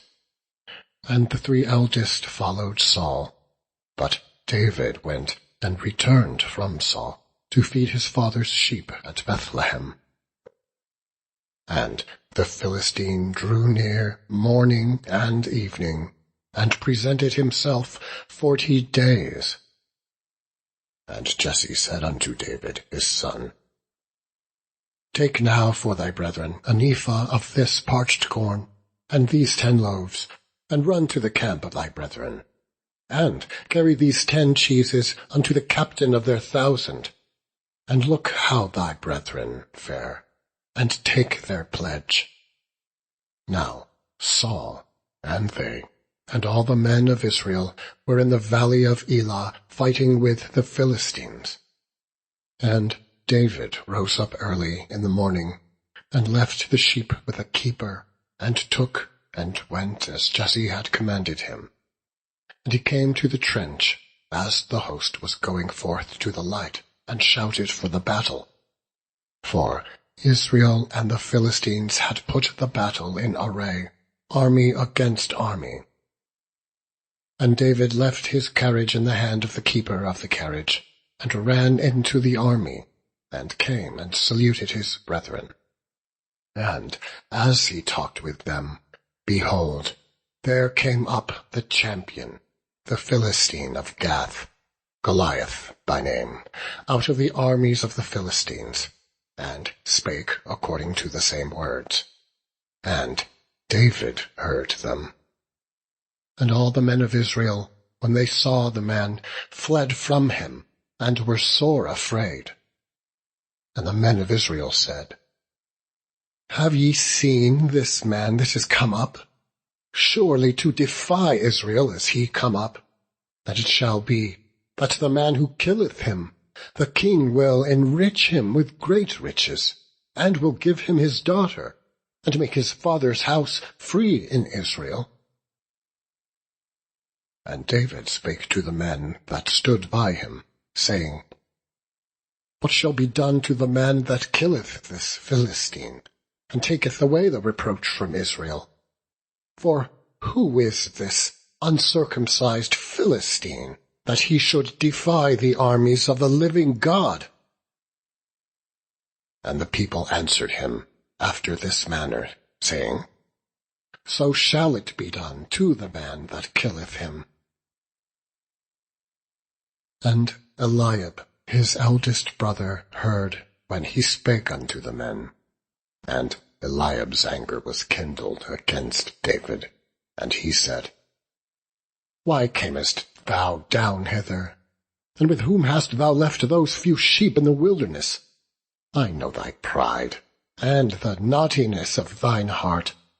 For thou art come down that thou mightest see the battle. And David said, What have I now done? Is there not a cause? And he turned from him toward another, and spake after the same manner. And the people answered him again after the former manner. And when the words were heard which David spake, they rehearsed them before Saul, and he sent for him. And David said to Saul, Let no man's heart fail because of him. Thy servant will go and fight with this Philistine. And Saul said to David, Thou art not able to go against this Philistine to fight with him, for thou art but a youth, and he a man of war from his youth. And David said unto Saul, Thy servant kept his father's sheep, and there came a lion and a bear, and took a lamb out of the flock, and I went out after him, and smote him, and delivered it out of his mouth.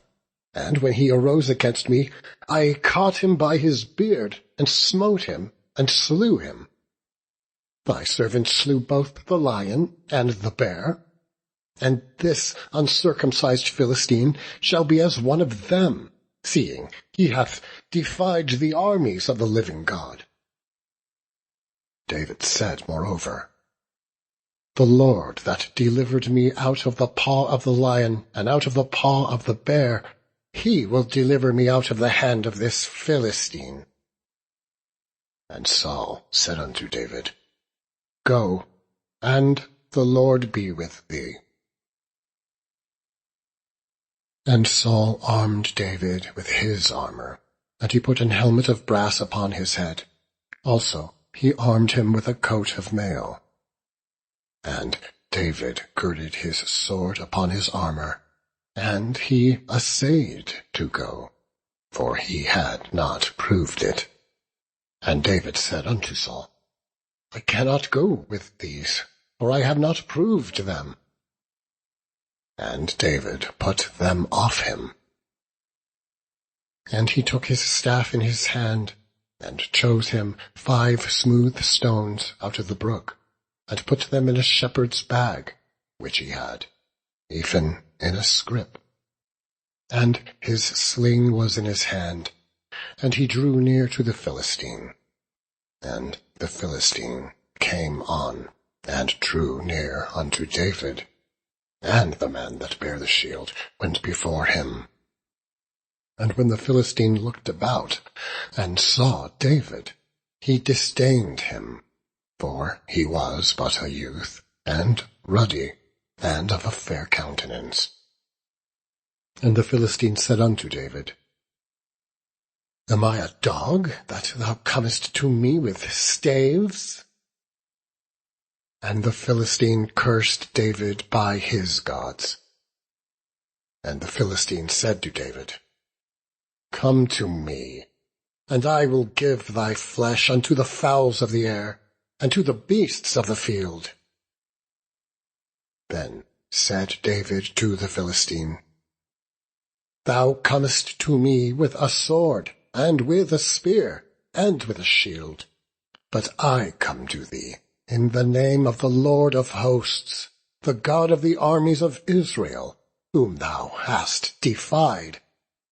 This day will the Lord deliver thee into mine hand, and I will smite thee, and take thine head from thee, and I will give the carcasses of the host of the Philistines this day unto the fowls of the air, and to the wild beasts of the earth, that all the earth may know that there is a God in Israel. And all this assembly shall know that the Lord saveth not with sword and spear, for the battle is the Lord's, and he will give you into our hands. And it came to pass, when the Philistine arose and came and drew nigh to meet David, that David hastened and ran toward the army to meet the Philistine. And David put his hand in his bag, and took thence a stone, and slang it, and smote the Philistine in his forehead, that the stone sunk into his forehead, and he fell upon his face to the earth. So David prevailed over the Philistine with a sling, and with a stone, and smote the Philistine, and slew him. But there was no sword in the hand of David. Therefore David ran and stood upon the Philistine, and took his sword, and drew it out of the sheath thereof, and slew him, and cut off his head therewith. And When the Philistines saw their champion was dead, they fled. And all the men of Israel and of Judah arose and shouted and pursued the Philistines, until thou come to the valley and to the gates of Ekron. And the wounded of the Philistines fell down by the way to Shaaraim, even unto Gath and unto Ekron. And the children of Israel returned from chasing after the Philistines, and they spoiled their tents.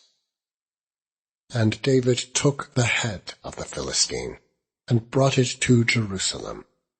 But he put his armor in his tent. And when Saul saw David go forth against the Philistine, he said unto Abner, the captain of the host, Abner, whose son is this youth?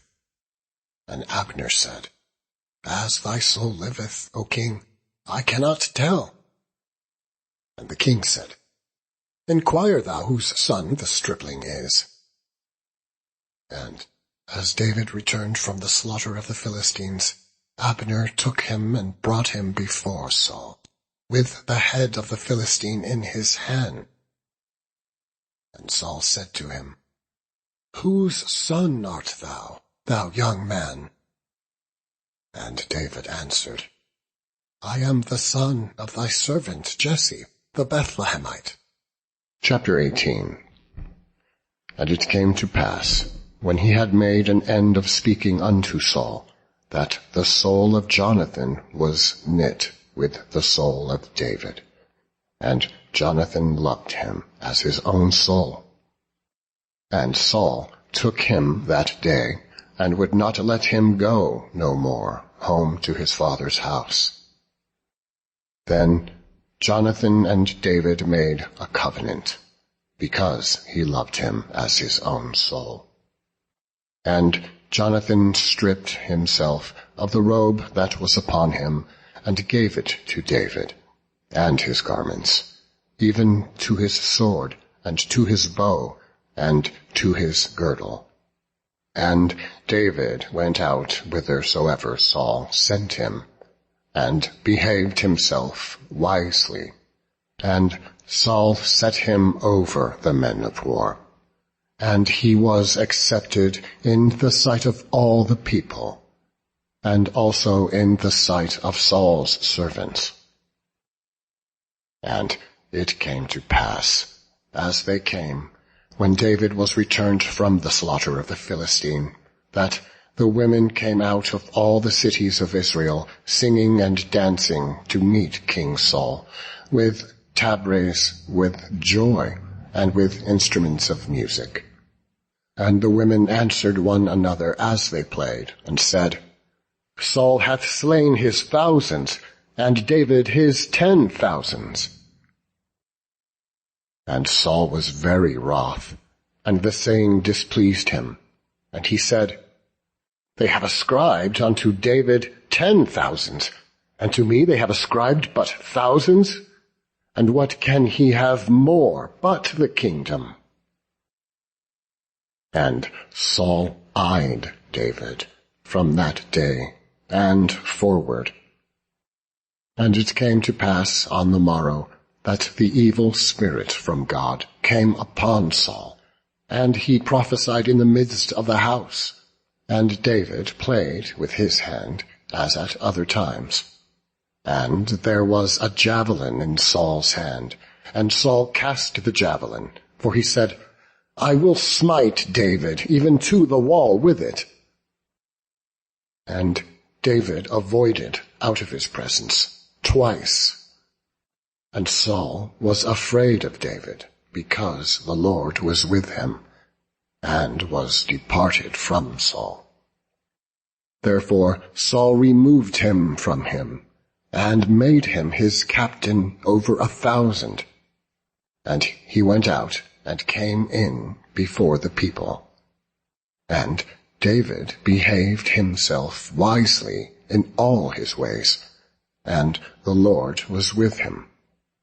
Wherefore, when Saul saw that he behaved himself very wisely, he was afraid of him. But all Israel and Judah loved David, because he went out and came in before them. And Saul said to David, Behold, my elder daughter, Merab, her will I give thee to wife. Only be thou valiant for me, and fight the Lord's battles. For Saul said, Let not mine hand be upon him, but let the hand of the Philistines be upon him. And David said unto Saul, Who am I, and what is my life, or my father's family in Israel, that I should be son-in-law to the king? But it came to pass at the time, when Merab, Saul's daughter, should have been given to David, that she was given unto Adriel the Mahalathite to wife. And Michal, Saul's daughter, loved David, and they told Saul, and the thing pleased him. And Saul said, I will give him her, that she may be a snare to him, and that the hand of the Philistines may be against him. Wherefore Saul said to David, Thou shalt this day be my son-in-law in the one of the twain. And Saul commanded his servants, saying, Commune with David secretly, and say, Behold, the king hath delight in thee, and all his servants love thee. Now therefore be the king's son-in-law. And Saul's servants spake those words in the ears of David. And David said, Seemeth it to you a light thing to be the king's son-in-law, seeing that I am a poor man, and lightly esteemed? And the servants of Saul told him, saying, On this manner spake David. And Saul said, Thus shall ye say to David, The king desireth not any dowry, but 100 foreskins of the Philistines, to be avenged of the king's enemies. But Saul thought to make David fall by the hand of the Philistines. And when his servants told David these words, it pleased David well to be the king's son-in-law, and the days were not expired. Wherefore David arose and went, he and his men, and slew of the Philistines 200 men. And David brought their foreskins, and they gave them in full tale to the king, that he might be the king's son-in-law. And Saul gave him Michal, his daughter, to wife. And Saul saw and knew that the Lord was with David, and that Michal, Saul's daughter, loved him. And Saul was yet the more afraid of David, and Saul became David's enemy continually. Then the princes of the Philistines went forth, and it came to pass, after they went forth, that David behaved himself more wisely than all the servants of Saul, so that his name was much set by. Chapter 19. And Saul spake to Jonathan his son, and to all his servants, that they should kill David. But Jonathan, Saul's son, delighted much in David.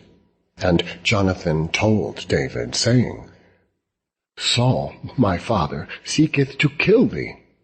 Now therefore, I pray thee, take heed to thyself until the morning, and abide in a secret place, and hide thyself.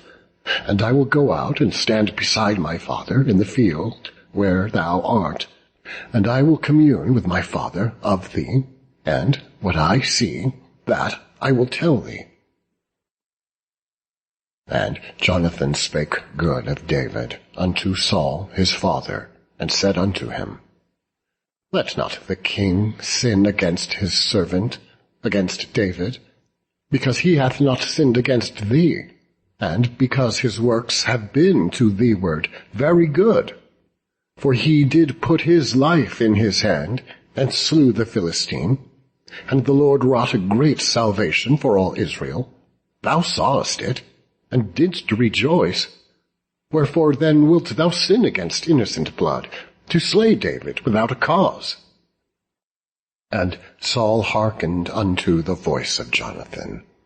And Saul sware, As the Lord liveth, he shall not be slain. And Jonathan called David, and Jonathan shewed him all those things. And Jonathan brought David to Saul, and he was in his presence, as in times past. And there was war again, and David went out and fought with the Philistines, and slew them with a great slaughter, and they fled from him. And the evil spirit from the Lord was upon Saul, as he sat in his house, with his javelin in his hand. And David played with his hand. And Saul sought to smite David, even to the wall with the javelin. But he slipped away out of Saul's presence, and he smote the javelin into the wall.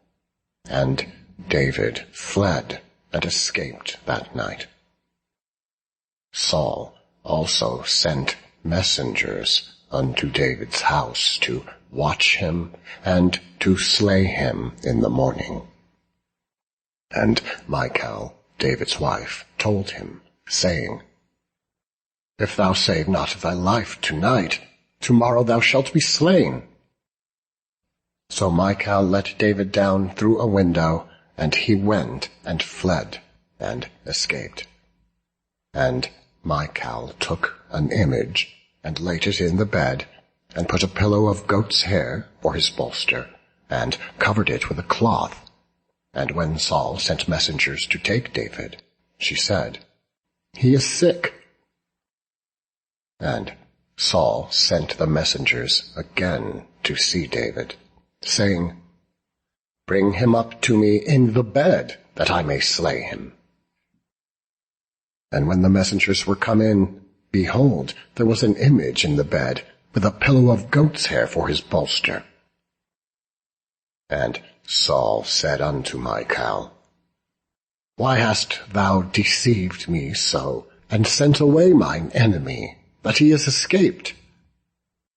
And Michal answered Saul, He said unto me, Let me go, why should I kill thee?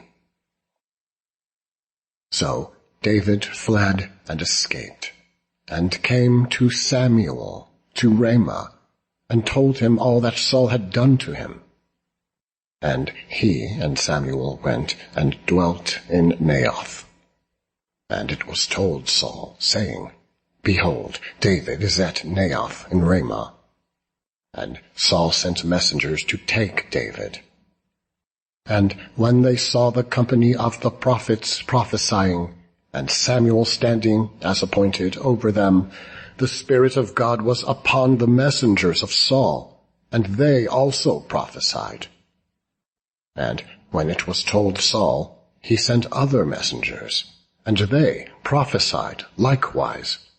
And Saul sent messengers again the third time, and they prophesied also. Then went he also to Ramah, and came to a great well that is in Seku. And he asked and said, Where are Samuel and David? And one said, Behold, they be at Naioth in Ramah. And he went thither to Naioth in Ramah, and the Spirit of God was upon him also. And he went on and prophesied until he came to Naioth in Ramah.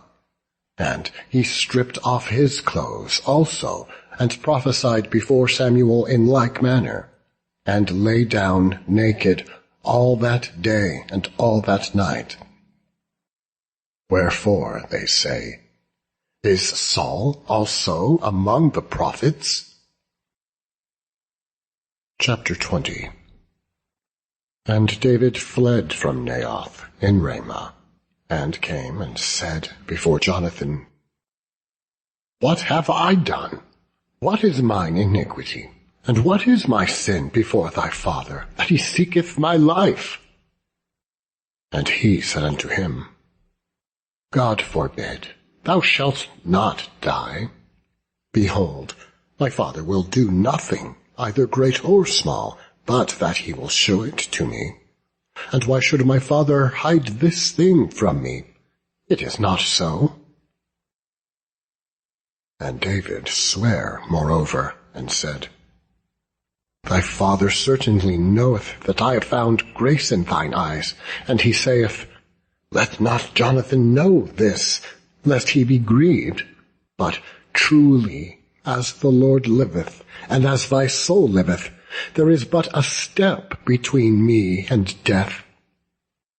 Then said Jonathan unto David, Whatsoever thy soul desireth, I will even do it for thee.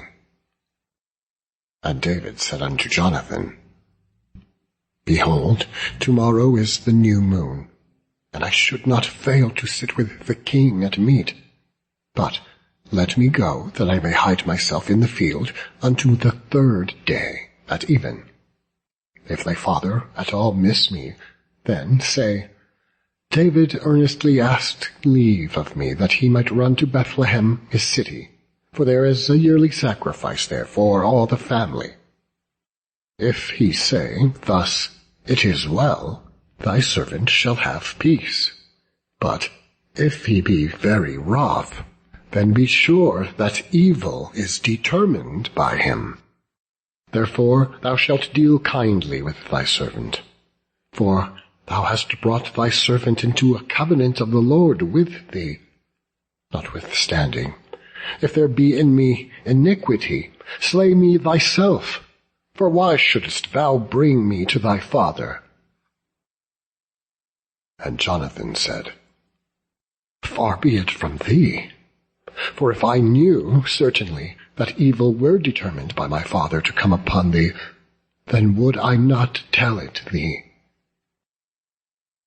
Then said David to Jonathan, Who shall tell me? Or what if thy father answer thee roughly? And Jonathan said unto David, Come, and let us go out into the field. And they went out both of them into the field. And Jonathan said unto David, O Lord God of Israel, when I have sounded my father about tomorrow, any time, or the 3rd day, and, behold, if there be good toward David, and I then send not unto thee, and shew it thee, the Lord do so, and much more to Jonathan. But if it please my father to do thee evil, then I will shew it thee, and send thee away, that thou mayest go in peace, and the Lord be with thee, as he hath been with my father. And thou shalt not only, while yet I live, shew me the kindness of the Lord, that I die not, but also thou shalt not cut off thy kindness from my house for ever. No, not when the Lord hath cut off the enemies of David, every one from the face of the earth. So Jonathan made a covenant with the house of David, saying, Let the Lord even require it at the hand of David's enemies. And Jonathan caused David to swear again, because he loved him. For he loved him as he loved his own soul. Then Jonathan said to David, Tomorrow is the new moon, and thou shalt be missed, because thy seat will be empty. And when thou hast stayed 3 days, then thou shalt go down quickly, and come to the place where thou didst hide thyself when the business was in hand, and thou shalt remain by the stone Ezel. And I will shoot 3 arrows on the side thereof, as though I shot at a mark. And behold, I will send a lad, saying, Go find out the arrows. If I expressly say unto the lad, Behold, the arrows are on this side of thee, take them. Then come thou, for there is peace to thee, and no hurt, as the Lord liveth. But if I say thus unto the young man, Behold, the arrows are beyond thee, go thy way, for the Lord hath sent thee away. And as touching the matter which thou and I have spoken of, behold, the Lord be between thee and me forever. So David hid himself in the field, and when the new moon was come, the king sat him down to eat meat. And the king sat upon his seat, as at other times, even upon a seat by the wall. And Jonathan arose, and Abner sat by Saul's side, and David's place was empty. Nevertheless, Saul spake not anything that day, for he thought, Something hath befallen him. He is not clean. Surely he is not clean. And it came to pass on the morrow, which was the 2nd day of the month, that David's place was empty. And Saul said unto Jonathan his son, Wherefore cometh not the son of Jesse to meat, neither yesterday nor today? And Jonathan answered Saul, David earnestly asked leave of me to go to Bethlehem. And he said, Let me go, I pray thee, for our family hath a sacrifice in the city, and my brother, he hath commanded me to be there. And now, if I have found favor in thine eyes, let me get away, I pray thee, and see my brethren. Therefore he cometh not unto the king's table. Then Saul's anger was kindled against Jonathan, and he said unto him, Thou son of the perverse, rebellious woman, do not I know that thou hast chosen the son of Jesse to thine own confusion, and unto the confusion of thy mother's nakedness? For as long as the son of Jesse liveth upon the ground, thou shalt not be established, nor thy kingdom. Wherefore now send and fetch him unto me, for he shall surely die. And Jonathan answered Saul his father, and said unto him, Wherefore shall he be slain? What hath he done? And Saul cast a javelin at him to smite him, whereby Jonathan knew that it was determined of his father to slay David.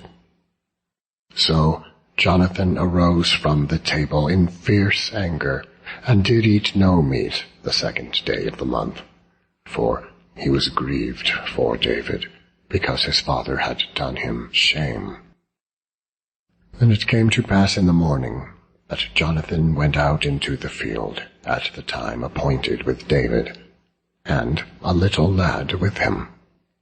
And he said unto his lad, Run, find out now the arrows which I shoot. And as the lad ran, he shot an arrow beyond him. And when the lad was come to the place of the arrow which Jonathan had shot, Jonathan cried after the lad, and said, Is not the arrow beyond thee? And Jonathan cried after the lad, Make speed, haste, stay not. And Jonathan's lad gathered up the arrows, and came to his master. But the lad knew not anything, only Jonathan and David knew the matter. And Jonathan gave his artillery unto his lad, and said unto him, Go, carry them to the city.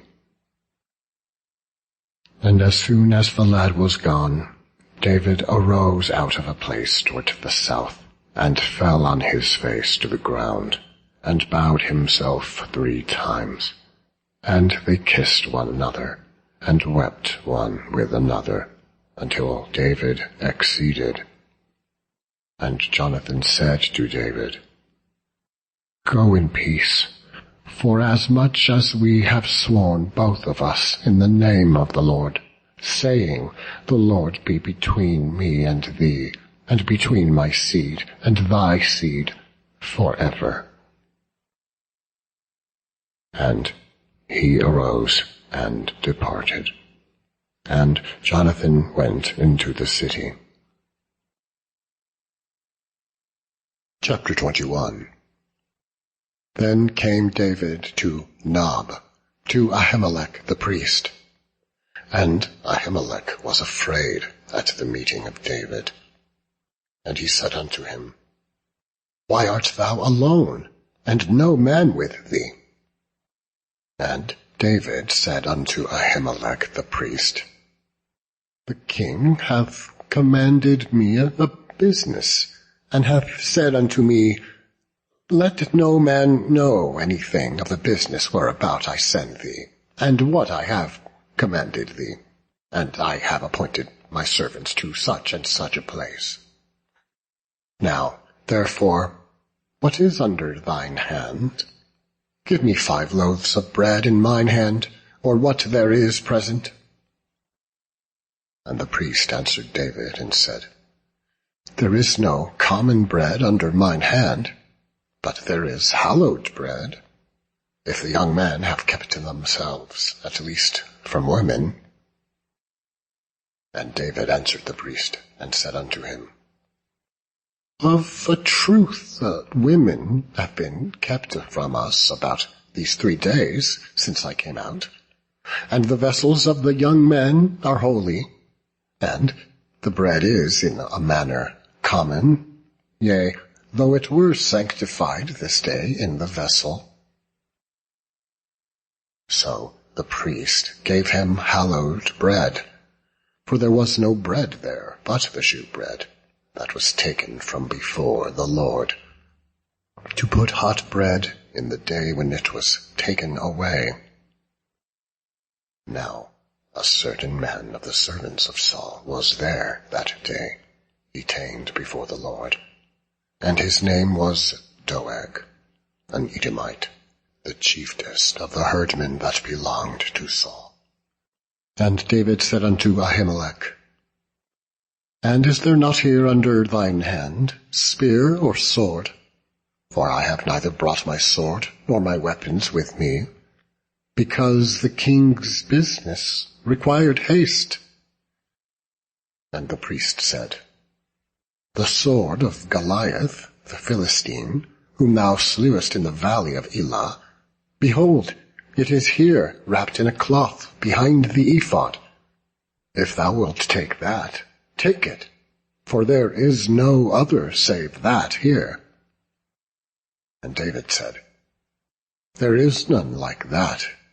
Give it me. And David arose and fled that day for fear of Saul, and went to Achish, the king of Gath. And the servants of Achish said unto him, Is not this David, the king of the land? Did they not sing one to another of him in dances, saying, Saul hath slain his thousands, and David his 10,000s? And David laid up these words in his heart, and was sore afraid of Achish, the king of Gath. And he changed his behavior before them, and feigned himself mad in their hands, and scrabbled on the doors of the gate, and let his spittle fall down upon his beard. Then said Achish unto his servants, Lo, ye see, the man is mad. Wherefore then have ye brought him to me? Have I need of mad men, that ye have brought this fellow to play the mad man in my presence? Shall this fellow come into my house? Chapter 22. David therefore departed thence, and escaped to the cave Adullam. And when his brethren and all his father's house heard it, they went down thither to him. And every one that was in distress, and every one that was in debt, and every one that was discontented, gathered themselves unto him. and he became a captain over them. And there were with him about 400 men. And David went thence to Mizpah of Moab. And he said unto the king of Moab, Let my father and my mother, I pray thee, come forth and be with you, till I know what God will do for me. And he brought them before the king of Moab.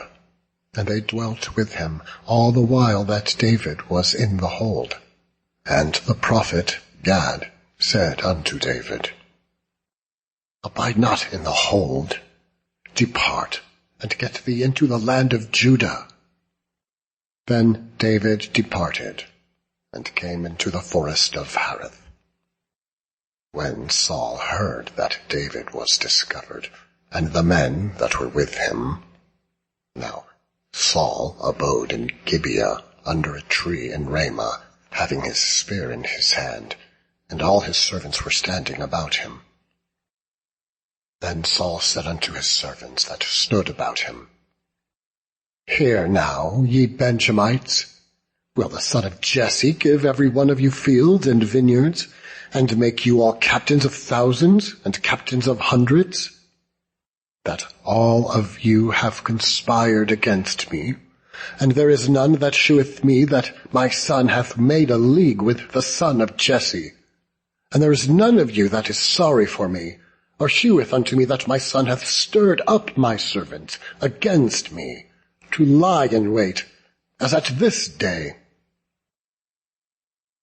Then answered Doeg the Edomite, which was set over the servants of Saul, and said, I saw the son of Jesse coming to Nob, to Ahimelech, the son of Ahitub, and he inquired of the Lord for him, and gave him victuals, and gave him the sword of Goliath the Philistine. Then the king sent to call Ahimelech the priest, the son of Ahitub, and all his father's house, the priests that were in Nob. And they came, all of them, to the king. And Saul said, Hear now, thou son of Ahitub. And he answered, Here I am, my lord.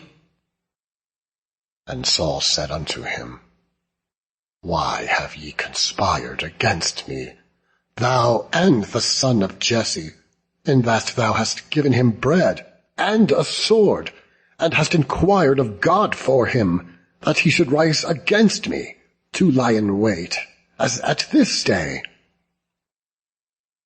And Ahimelech answered the king, and said, And who is so faithful among all thy servants as David, which is the king's son-in-law, and goeth at thy bidding, and is honorable in thine house? Did I then begin to inquire of God for him? Be it far from me. Let not the king impute anything unto his servant, nor to all the house of my father. For thy servant knew nothing of all this, less or more. And the king said, Thou shalt surely die, Ahimelech, thou and all thy father's house. And the king said unto the footmen that stood about him, Turn and slay the priests of the Lord, because their hand also is with David, and because they knew when he fled, and did not shew it to me. But the servants of the king would not put forth their hand to fall upon the priests of the Lord. And the king said to Doeg, Turn thou, and fall upon the priests. And Doeg the Edomite turned, and he fell upon the priests, and slew on that day 85 persons that did wear a linen ephod. And Nob, the city of the priests, smote he with the edge of the sword, both men and women, children and sucklings, and oxen, and asses, and sheep, with the edge of the sword. And one of the sons of Ahimelech, the son of Ahitub, named Abiathar, escaped and fled after David. And Abiathar shewed David that Saul had slain the Lord's priests. And David said unto Abiathar, I knew it, that day when Doeg the Edomite was there, that he would surely tell Saul, I have occasioned the death of all the persons of thy father's house. Abide thou with me, fear not, for he that seeketh my life seeketh thy life, but with me thou shalt be in safeguard. Chapter 23. Then they told David, saying, Behold, the Philistines fight against Keilah, and they rob the threshing floors. Therefore David inquired of the Lord, saying, Shall I go and smite these Philistines? And the Lord said unto David, Go and smite the Philistines, and save Keilah. And David's men said unto him, Behold, we be afraid here in Judah. How much more then if we come to Keilah against the armies of the Philistines? Then David inquired of the Lord yet again. And the Lord answered him and said, Arise, go down to Keilah, for I will deliver the Philistines into thine hand. So David and his men went to Keilah, and fought with the Philistines, and brought away their cattle, and smote them with a great slaughter. So David saved the inhabitants of Keilah. And it came to pass, when Abiathar the son of Ahimelech fled to David to Keilah, that he came down with an ephod in his hand. And it was told Saul that David was come to Keilah. And Saul said, God hath delivered him into mine hand, for he is shut in by entering into a town that hath gates and bars. And Saul called all the people together to war, to go down to Keilah, to besiege David and his men. And David knew that Saul secretly practiced mischief against him. And he said to Abiathar the priest, Bring hither the ephod. Then said David, O Lord God of Israel, thy servant hath certainly heard that Saul seeketh to come to Keilah, to destroy the city for my sake. Will the men of Keilah deliver me up into his hand? Will Saul come down, as thy servant hath heard? O Lord God of Israel, I beseech thee, tell thy servant. And the Lord said, He will come down. Then said David, Will the men of Keilah deliver me and my men into the hand of Saul? And the Lord said, They will deliver thee up. David and his men, which were about 600, arose and departed out of Keilah, and went whithersoever they could go. And it was told Saul that David was escaped from Keilah, and he forbare to go forth. And David abode in the wilderness in strongholds, and remained in a mountain in the wilderness of Ziph. And Saul sought him every day, but God delivered him not into his hand. And David saw that Saul was come out to seek his life. And David was in a wilderness of Ziph in a wood.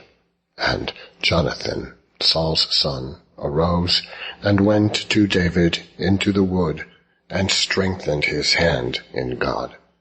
And he said unto him, Fear not, for the hand of Saul my father shall not find thee, and thou shalt be king over Israel, and I shall be next unto thee, and that also Saul my father knoweth. And they two made a covenant before the Lord. And David abode in the wood, and Jonathan went to his house. Then came up the Ziphites to Saul, to Gibeah, saying, Doth not David hide himself with us in strongholds in the wood, in the hill of Hachilah, which is on the south of Jeshimon? Now therefore, O king, come down, according to all the desire of thy soul to come down, and our part shall be to deliver him into the king's hand. And Saul said, Blessed be ye of the Lord, for ye have compassion on me. Go, I pray you, prepare yet, and know and see his place where his haunt is, and who hath seen him there, for it is told me that he dealeth very subtly. See therefore, and take knowledge of all the lurking places where he hideth himself, and come ye again to me with the certainty, and I will go with you. And it shall come to pass, if he be in the land, that I will search him out throughout all the thousands of Judah. And they arose and went to Ziph before Saul. But David and his men were in the wilderness of Maon, in the plain on the south of Jeshimon. Saul also and his men went to seek him. And they told David, wherefore he came down into a rock and abode in the wilderness of Maon. And when Saul heard that, he pursued after David in the wilderness of Maon. And Saul went on this side of the mountain, and David and his men on that side of the mountain. And David made haste to get away, for fear of Saul. For Saul and his men compassed David and his men round about to take them. But there came a messenger unto Saul, saying, Haste thee, and come, for the Philistines have invaded the land. Wherefore Saul returned from pursuing after David, and went against the Philistines. Therefore they called that place Selam-Molekoth. And David went up from thence, and dwelt in the strongholds at En-Gedi. Chapter 24. And it came to pass, when Saul was returned from following the Philistines, that it was told him, saying, Behold, David is in the wilderness of En-Gedi. Then Saul took 3,000 chosen men out of all Israel, and went to seek David and his men upon the rocks of the wild goats. And he came to the sheepcotes by the way, where was a cave, and Saul went in to cover his feet. And David and his men remained in the sides of the cave. And the men of David said unto him, Behold the day of which the Lord said unto thee, Behold, I will deliver thine enemy into thine hand, that thou mayest do to him as it shall seem good unto thee. Then David arose and cut off the skirt of Saul's robe privily. And it came to pass afterward that David's heart smote him, because he had cut off Saul's skirt. And he said unto the men, The Lord forbid that I should do this thing unto my master, the Lord's anointed, to stretch forth mine hand against him, seeing he is the anointed of the Lord. So David stayed his servants with these words, and suffered them not to rise against Saul. But Saul rose up out of the cave, and went on his way. David also arose afterward, and went out of the cave, and cried after Saul, saying, My lord, the king. And when Saul looked behind him, David stooped with his face to the earth, and bowed himself. And David said to Saul, Wherefore hearest thou men's words, saying, Behold, David seeketh thy hurt? Behold, this day thine eyes have seen how that the Lord had delivered thee today into mine hand in the cave, and some bade me kill thee. But mine eye spared thee, and I said, I will not put forth mine hand against my Lord, for he is the Lord's anointed.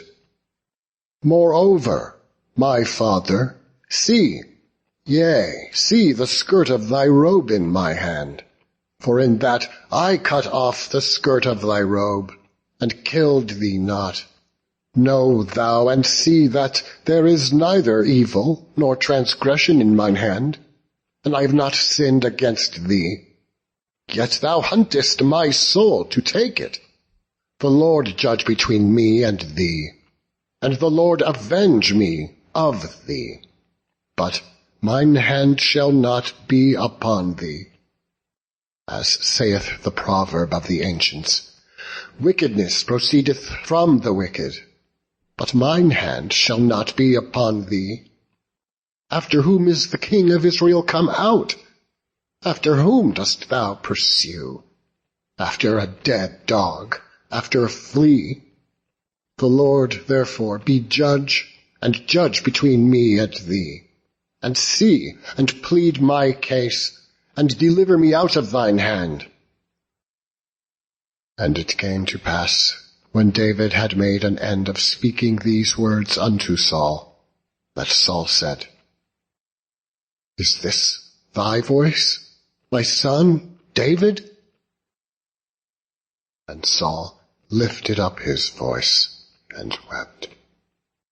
And he said to David, Thou art more righteous than I, for thou hast rewarded me good, whereas I have rewarded thee evil.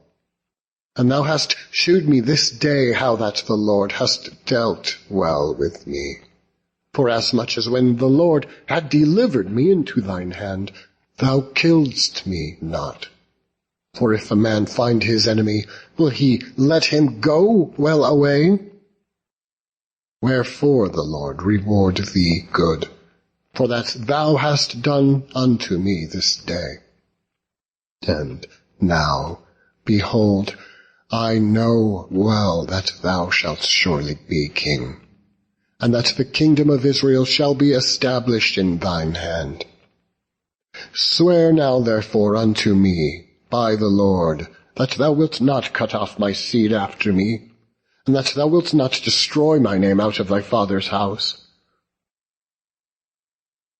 And David sware unto Saul, and Saul went home. But David and his men gat them up unto the hold. Chapter 25. And Samuel died, and all the Israelites were gathered together, and lamented him, and buried him in his house at Ramah. And David arose, and went down to the wilderness of Paran. And there was a man in Maon, whose possessions were in Carmel, and the man was very great, and he had 3,000 sheep and 1,000 goats, and he was shearing his sheep in Carmel. Now the name of the man was Nabal, and the name of his wife Abigail. And she was a woman of good understanding, and of a beautiful countenance. But the man was churlish and evil in his doings, and he was of the house of Caleb. And David heard in the wilderness that Nabal did shear his sheep.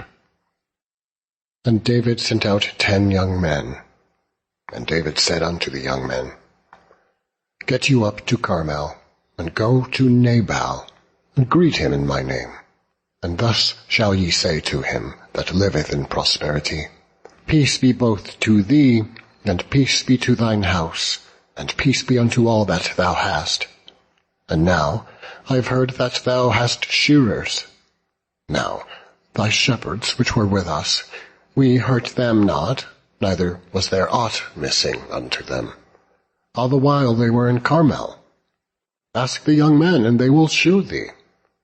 Wherefore, let the young men find favor in thine eyes, for we come in a good day. Give, I pray thee, whatsoever cometh to thine hand unto thy servants, and to thy son David.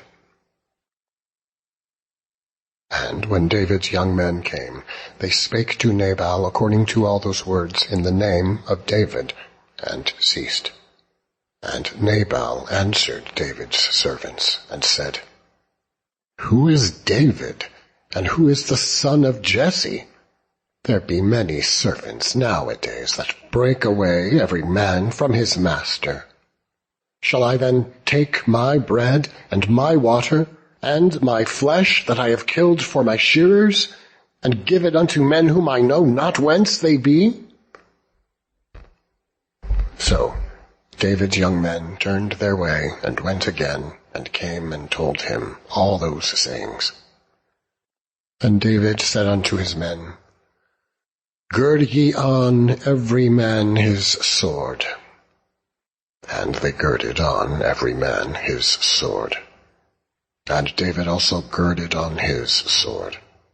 And there went up after David about 400 men, and 200 abode by the stuff. But one of the young men told Abigail, Nabal's wife, saying, Behold, David sent messengers out of the wilderness to salute our master, and he railed on them. But the men were very good unto us, and we were not hurt, neither missed we anything, as long as we were conversant with them when we were in the fields. They were a wall unto us, both by night and day, all the while we were with them keeping the sheep. Now therefore know and consider what thou wilt do.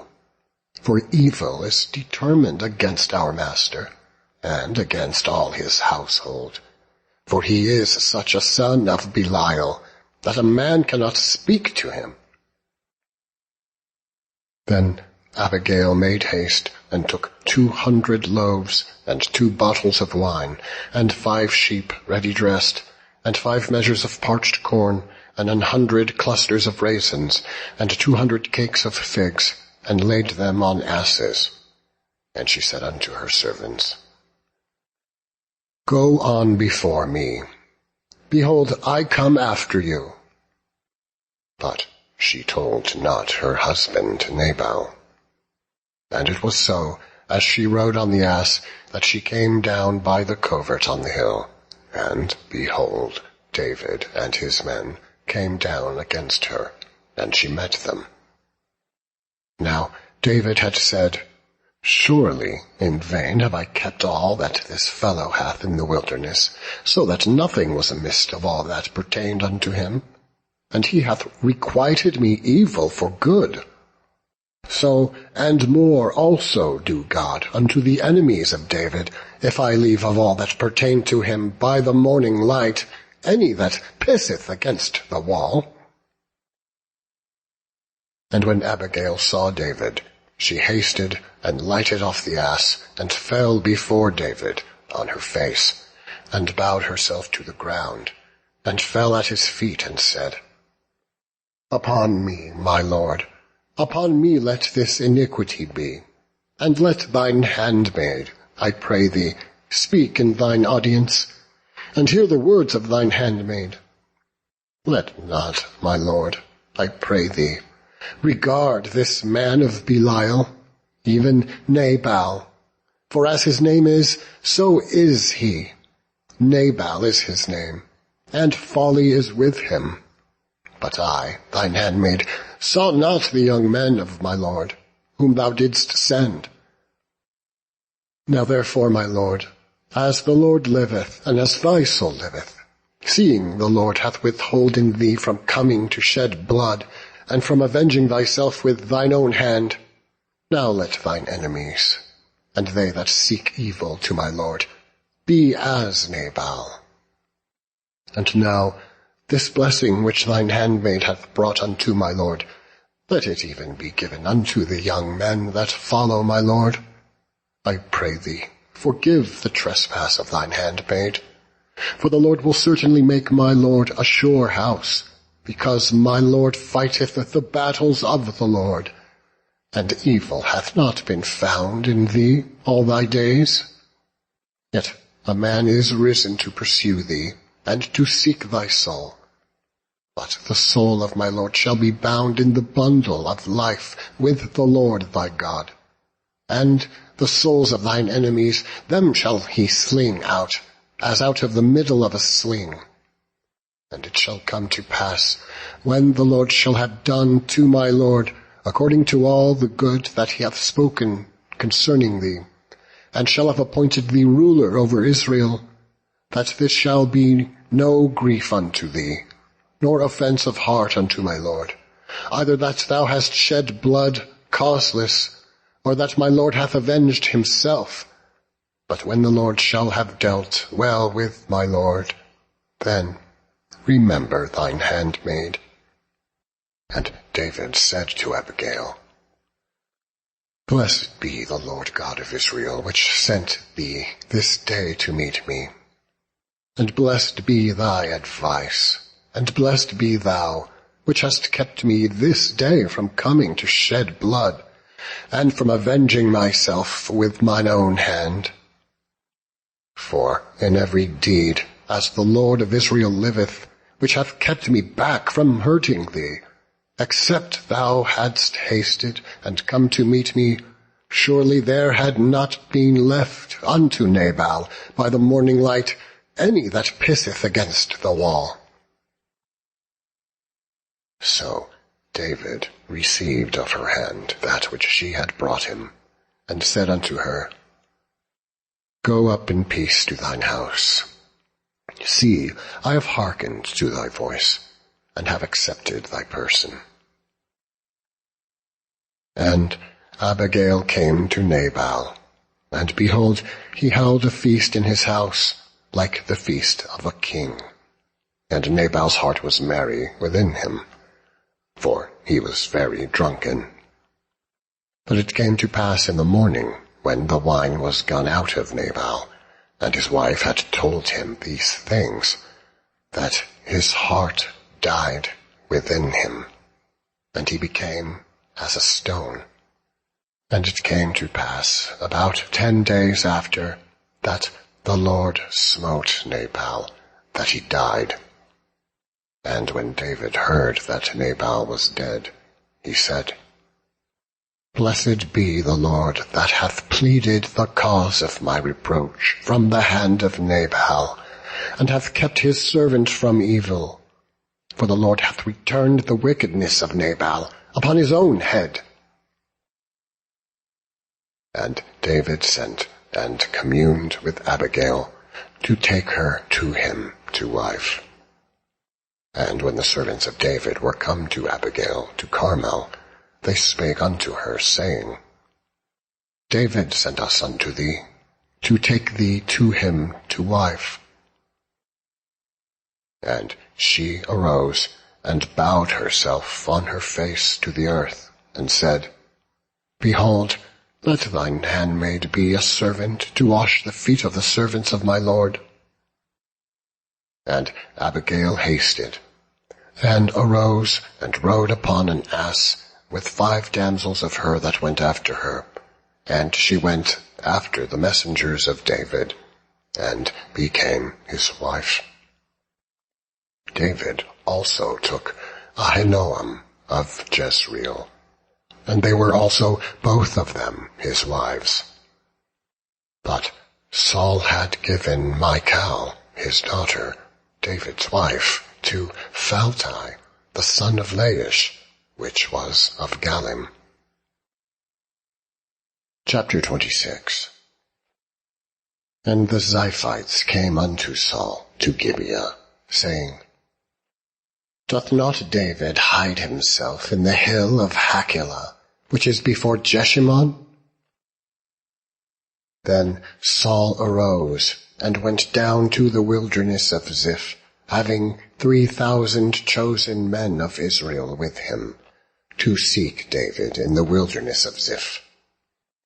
And Saul pitched in the hill of Hachilah, which is before Jeshimon, by the way.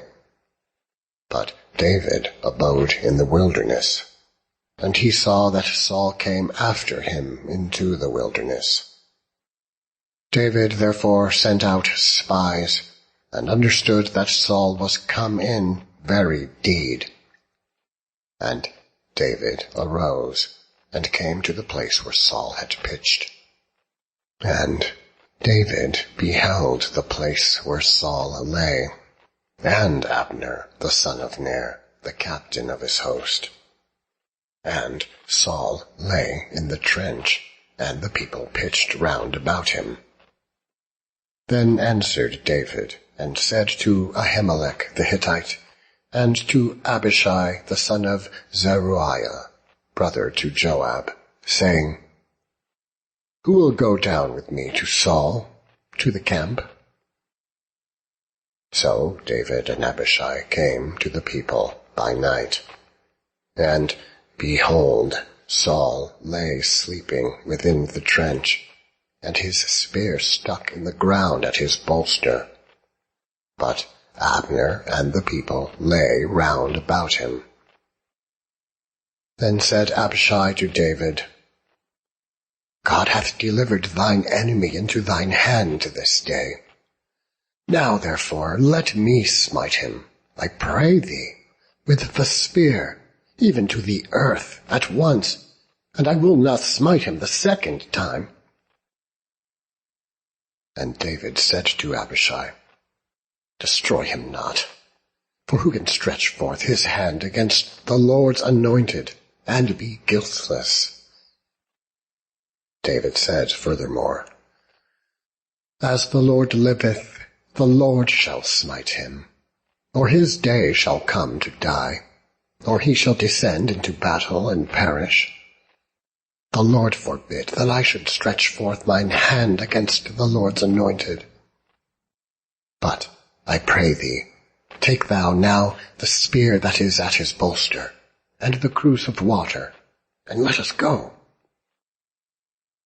So David took the spear and the cruse of water from Saul's bolster, and they gat them away. And no man saw it, nor knew it, neither awaked, for they were all asleep, because a deep sleep from the Lord was fallen upon them. Then David went over to the other side, and stood on the top of a hill afar off, a great space being between them. And David cried to the people, and to Abner the son of Ner, saying, Answerest thou not, Abner? Then Abner answered and said, Who art thou that criest to the king?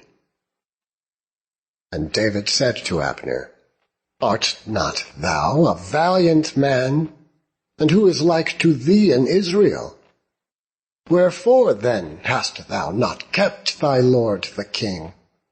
For there came one of the people in to destroy the king, my lord. This thing is not good that thou hast done. As the Lord liveth, ye are worthy to die, because ye have not kept your master, the Lord's anointed. And now see where the king's spear is, and the cruse of water that was at his bolster. And Saul knew David's voice, and said, Is this thy voice, my son David? And David said, It is my voice, my lord, O king. And he said, Wherefore doth my lord thus pursue after his servant? For what have I done? Or what evil is in mine hand? Now therefore, I pray thee, let my lord the king hear the words of his servant. If the Lord have stirred thee up against me, let him accept an offering. But if they be the children of men, cursed be they before the Lord. For they have driven me out this day from abiding in the inheritance of the Lord, saying, Go serve other gods.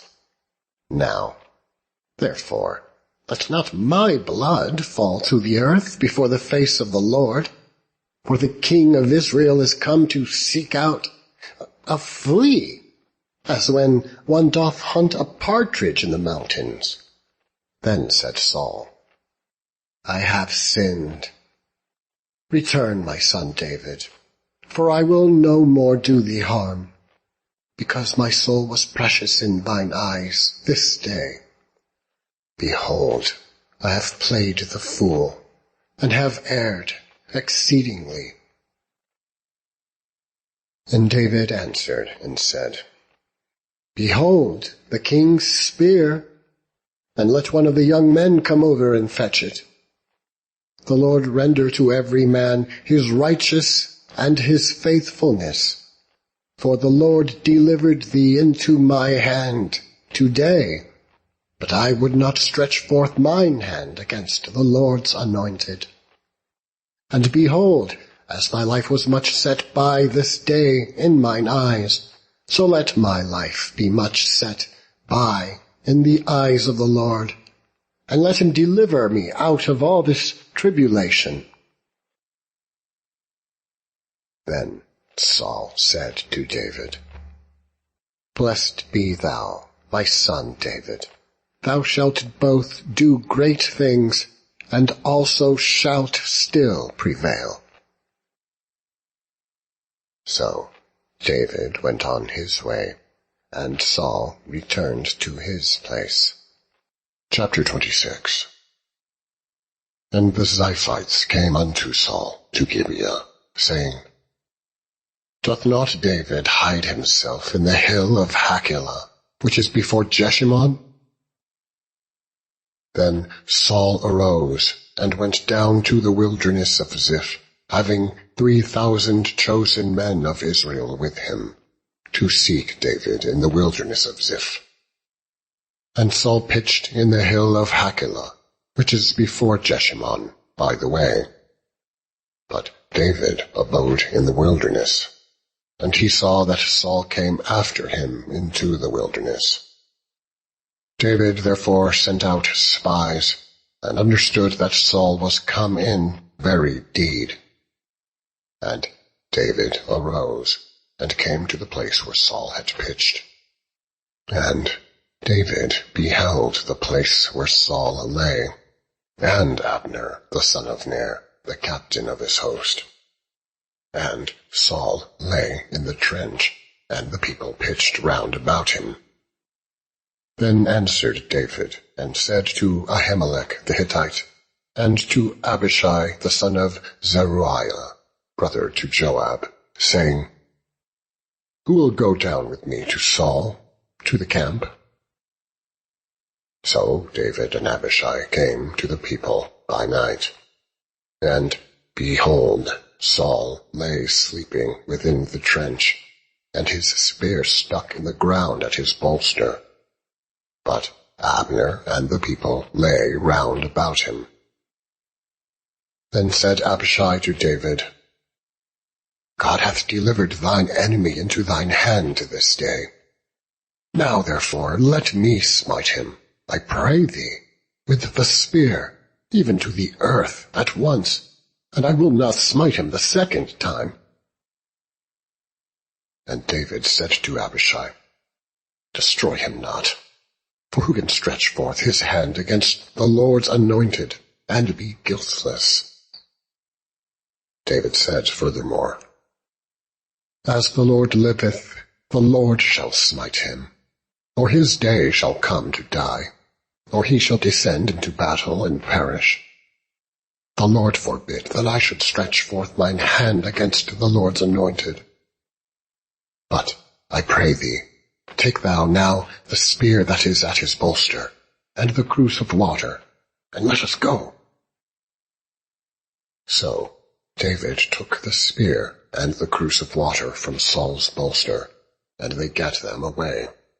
And no man saw it, nor knew it, neither awaked, for they were all asleep, because a deep sleep from the Lord was fallen upon them. Then David went over to the other side, and stood on the top of a hill afar off, a great space being between them. And David cried to the people, and to Abner the son of Ner, saying, Answerest thou not, Abner? Then Abner answered and said, Who art thou that criest to the king? And David said to Abner, Art not thou a valiant man? And who is like to thee in Israel? Wherefore then hast thou not kept thy lord the king? For there came one of the people in to destroy the king, my lord. This thing is not good that thou hast done. As the Lord liveth, ye are worthy to die, because ye have not kept your master, the Lord's anointed. And now see where the king's spear is, and the cruse of water that was at his bolster. And Saul knew David's voice, and said, Is this thy voice, my son David? And David said, It is my voice, my lord, O king. And he said, Wherefore doth my lord thus pursue after his servant? For what have I done? Or what evil is in mine hand? Now therefore, I pray thee, let my lord, the king, hear the words of his servant. If the Lord have stirred thee up against me, let him accept an offering. But if they be the children of men, cursed be they before the Lord. For they have driven me out this day from abiding in the inheritance of the Lord, saying, Go serve other gods. Now, therefore, let not my blood fall to the earth before the face of the Lord, for the king of Israel is come to seek out a flea, as when one doth hunt a partridge in the mountains. Then said Saul, I have sinned. Return, my son David, for I will no more do thee harm, because my soul was precious in thine eyes this day. Behold, I have played the fool, and have erred exceedingly. And David answered and said, Behold the king's spear, and let one of the young men come over and fetch it. The Lord render to every man his righteous and his faithfulness. For the Lord delivered thee into my hand today, but I would not stretch forth mine hand against the Lord's anointed. And behold, as thy life was much set by this day in mine eyes, so let my life be much set by in the eyes of the Lord, and let him deliver me out of all this tribulation. Then Saul said to David, Blessed be thou, my son David. Thou shalt both do great things, and also shalt still prevail. So David went on his way, and Saul returned to his place. Chapter 27.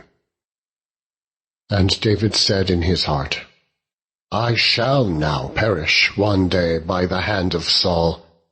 There is nothing better for me than that I should speedily escape into the land of the Philistines. And Saul shall despair of me, to seek me any more in any coast of Israel. So shall I escape out of his hand.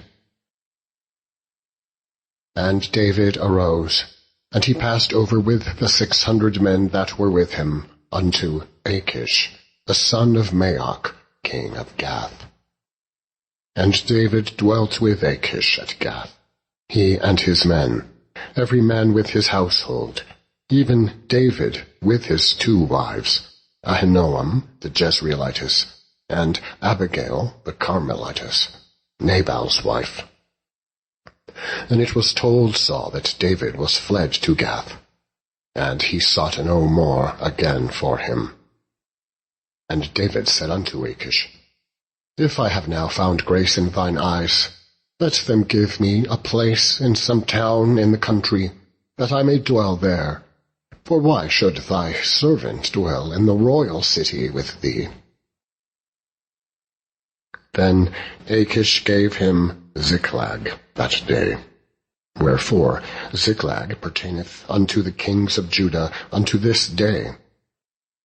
And the time that David dwelt in the country of the Philistines was a full year and 4 months. And David and his men went up and invaded the Geshurites, and the Jezrites, and the Amalekites. For those nations were of old the inhabitants of the land, as thou goest to shore, even unto the land of Egypt. And David smote the land, and left neither man nor woman alive, and took away the sheep, and the oxen, and the asses, and the camels, and the apparel, and returned and came to Achish. And Achish said, Whither have ye made a road today?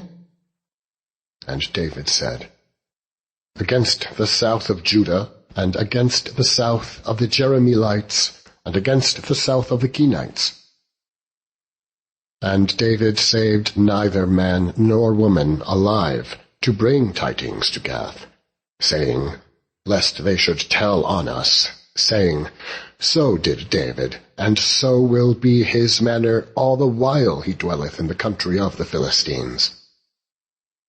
And Achish believed David, saying, He hath made his people Israel utterly to abhor him. Therefore he shall be my servant for ever. Chapter 28. And it came to pass in those days that the Philistines gathered their armies together for warfare, to fight with Israel. And Achish said unto David, Know thou assuredly that thou shalt go out with me to battle, thou and thy men. And David said to Achish, Surely thou shalt know what thy servant can do. And Achish said to David, Therefore will I make thee keeper of mine head forever. Now Samuel was dead, and all Israel had lamented him, and buried him in Ramah, even in his own city. And Saul had put away those that had familiar spirits, and the wizards, out of the land. And the Philistines gathered themselves together, and came and pitched in Shunem. And Saul gathered all Israel together, and they pitched in Gilboa. And when Saul saw the host of the Philistines, he was afraid, and his heart greatly trembled. And when Saul inquired of the Lord answered him not, neither by dreams, nor by Urim, nor by prophets. Then said Saul unto his servants, Seek me a woman that hath a familiar spirit, that I may go to her, and inquire of her. And his servants said to him, Behold, there is a woman that hath a familiar spirit, at Endor. And Saul disguised himself, and put on other raiment, and he went, and 2 men with him. And they came to the woman by night. And he said, I pray thee, divine unto me by the familiar spirit, and bring me him up, whom I shall name unto thee. And the woman said unto him, Behold, thou knowest what Saul hath done, how he hath cut off those that have familiar spirits, and the wizards, out of the land. Wherefore then layest thou a snare for my life, to cause me to die? And Saul sware to her by the Lord, saying, As the Lord liveth, there shall no punishment happen to thee for this thing. Then said the woman, Whom shall I bring up unto thee? And he said, Bring me up Samuel. And when the woman saw Samuel, she cried with a loud voice. And the woman spake to Saul, saying, Why hast thou deceived me? For thou art Saul. And the king said unto her, Be not afraid, for what sawest thou? And the woman said unto Saul, I saw gods ascending out of the earth. And he said unto her, What form is he of? And she said, An old man cometh up, and he is covered with a mantle. And Saul perceived that it was Samuel, and he stooped with his face to the ground, and bowed himself. And Samuel said to Saul, Why hast thou disquieted me, to bring me up? And Saul answered, I am sore distressed, for the Philistines make war against me, and God is departed from me, and answereth me no more, neither by prophets nor by dreams. Therefore I have called thee, that thou mayest make known unto me what I shall do. Then said Samuel, Wherefore then dost thou ask of me, seeing the Lord is departed from thee, and is become thine enemy?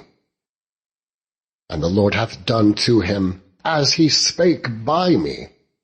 For the Lord hath rent the kingdom out of thine hand, and given it to thy neighbor, even to David, because thou obeyedst not the voice of the Lord, nor executedst his fierce wrath upon Amalek.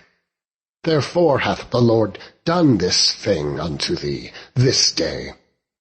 Moreover, the Lord will also deliver Israel with thee into the hand of the Philistine, and tomorrow shalt thou and thy sons be with me. The Lord also shall deliver the host of Israel into the hand of the Philistines. Then Saul fell straightway all along on the earth, and was sore afraid, because of the words of Samuel. And there was no strength in him, for he had eaten no bread all the day, nor all the night. And the woman came unto Saul, and saw that he was sore troubled, and said unto him, Behold, thine handmaid hath obeyed thy voice, and I have put my life in my hand, and have hearkened unto thy words which thou spakest unto me. Now therefore, I pray thee, hearken thou also unto the voice of thine handmaid, and let me set a morsel of bread before thee, that thou mayest have strength when thou goest on thy way. But he refused, and said, I will not eat. But his servants, together with the woman, compelled him, and he hearkened unto their voice. So he arose from the earth, and sat upon the bed. And the woman had a fat calf in the house, and she hasted it, and killed it, and took flour, and kneaded it, and did bake unleavened bread thereof. And she brought it before Saul, and before his servants, and they did eat. Then they rose up, and went away that night.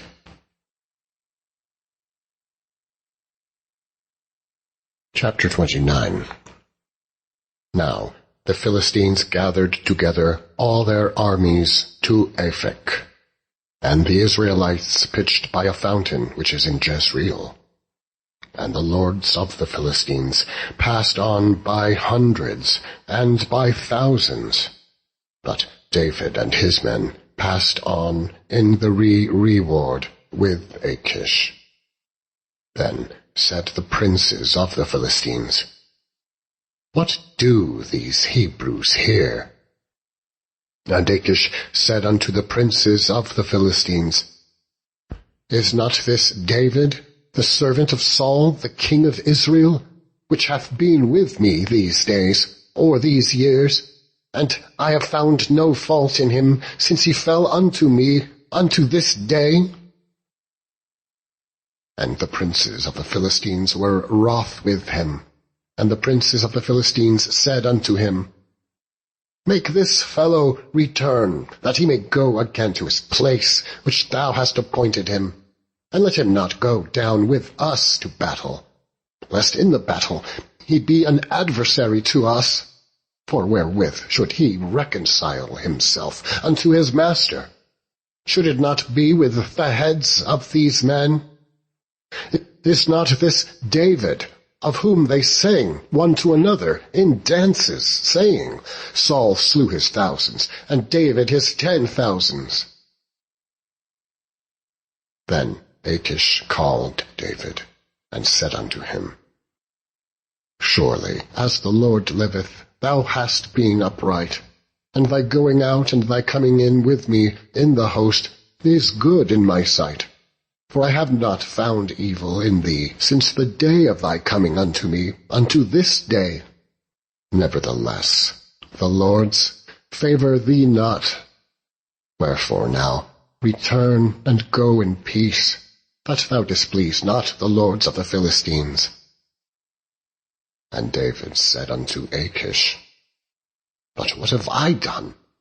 And what hast thou found in thy servant so long as I have been with thee unto this day, that I may not go fight against the enemies of my lord the king? And Achish answered and said to David, I know that thou art good in my sight, as an angel of God. Notwithstanding, the princes of the Philistines have said, He shall not go up with us to the battle. Wherefore now rise up early in the morning with thy master's servants that are come with thee, and as soon as he be up early in the morning and have light, depart. So David and his men rose up early to depart in the morning, to return into the land of the Philistines. And the Philistines went up to Jezreel. Chapter 30.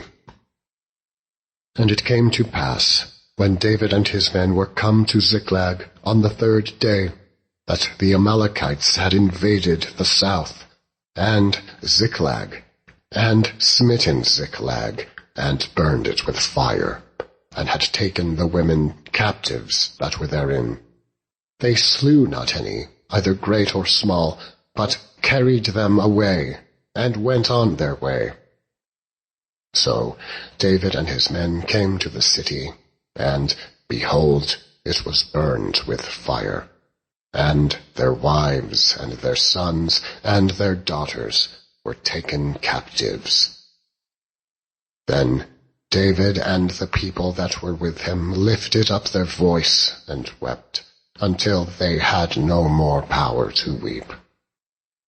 And David's 2 wives were taken captives, Ahinoam the Jezreelitess, and Abigail the wife of Nabal the Carmelite. And David was greatly distressed, for the people spake of stoning him, because the soul of all the people was grieved, every man for his sons and for his daughters. But David encouraged himself in the Lord his God. And David said unto Abiathar the priest, Ahimelech's son, I pray thee, bring me hither the ephod. And Abiathar brought thither the ephod to David. And David inquired at the Lord, saying, Shall I pursue after this troop? Shall I overtake them? And he answered him, Pursue, for thou shalt surely overtake them, and without fail recover all. So David went, he and the 600 men that were with him, and came to the brook Besor, where those that were left behind stayed. But David pursued, he and 400 men, for 200 abode behind, which were so faint that they could not go over the brook Besor. And they found an Egyptian in the field, and brought him to David, and gave him bread, and he did eat, and they made him drink water. And they gave him a piece of a cake of figs, and 2 clusters of raisins. And when he had eaten, his spirit came again to him, for he had eaten no bread, nor drunk any water, 3 days and 3 nights. And David said unto him, To whom belongest thou, and whence art thou? And he said, I am a young man of Egypt, servant to an Amalekite, and my master left me, because 3 days agone I fell sick. We made an invasion upon the south of the Cherethites, and upon the coast which belongeth to Judah, and upon the south of Caleb, and we burned Ziklag with fire. And David said unto him, Canst thou bring me down to this company? And he said, Swear unto me by God that thou wilt neither kill me, nor deliver me into the hands of my master, and I will bring thee down to this company. And when he had brought him down, behold, they were spread abroad upon all the earth, eating and drinking and dancing, because of all the great spoil that they had taken out of the land of the Philistines, and out of the land of Judah. And David smote them from the twilight even unto the evening of the next day, and there escaped not a man of them, save 400 young men, which rode upon camels and fled. And David recovered all that the Amalekites had carried away, and David rescued his 2 wives. And there was nothing lacking to them, neither small nor great, neither sons nor daughters, neither spoil, nor anything that they had taken to them. David recovered all. And David took all the flocks and the herds which they drave before those other cattle, and said, This is David's spoil. And David came to the 200 men, which were so faint that they could not follow David, whom they had made also to abide at the brook Besor. And they went forth to meet David, and to meet the people that were with him. And when David came near to the people, he saluted them. Then answered all the wicked men, and men of Belial, of those that went with David, and said, Because they went not with us, we will not give them aught of the spoil that we have recovered, save to every man his wife and his children, that they may lead them away to depart. Then said David, Ye shall not do so, my brethren, with that which the Lord hath given us, and delivered the company that came against us into our hand. For who will hearken unto you in this matter? But as his part is that goeth down to the battle, so shall his part be that tarrieth by the stuff. They shall part alike. And it was so, from that day forward, that he made it a statute and an ordinance for Israel unto this day. And when David came to Ziklag, he sent of the spoil unto the elders of Judah, even to his friends, saying, Behold, a present for you of the spoil of the enemies of the Lord. To them which were in Bethel, and to them which were in South Ramoth, and to them which were in Jatir, and to them which were in Aroer, and to them which were in Siphmoth, and to them which were in Eshtemoa, and to them which were in Rachal, and to them which were in the cities of the Jerahmeelites, and to them which were in the cities of the Kenites, and to them which were in Hormah, and to them which were in Chorashan, and to them which were in Athak, and to them which were in Hebron, and to all the places where David himself and his men were wont to hunt. Chapter 31. Now the Philistines fought against Israel. And the men of Israel fled from before the Philistines, and fell down slain in Mount Gilboa. And the Philistines followed hard upon Saul, and upon his sons. And the Philistines slew Jonathan, and Abinadab, and Melchishua, Saul's sons. And the battle went sore against Saul, and the archers hit him, and he was sore wounded of the archers. Then said Saul unto his armor-bearer, Draw thy sword, and thrust me through therewith, lest these uncircumcised come and thrust me through, and abuse me. But his armor-bearer would not, for he was sore afraid. Therefore Saul took a sword, and fell upon it. And when his armor-bearer saw that Saul was dead, he fell likewise upon his sword, and died with him. So Saul died, and his 3 sons, and his armor-bearer, and all his men, that same day together.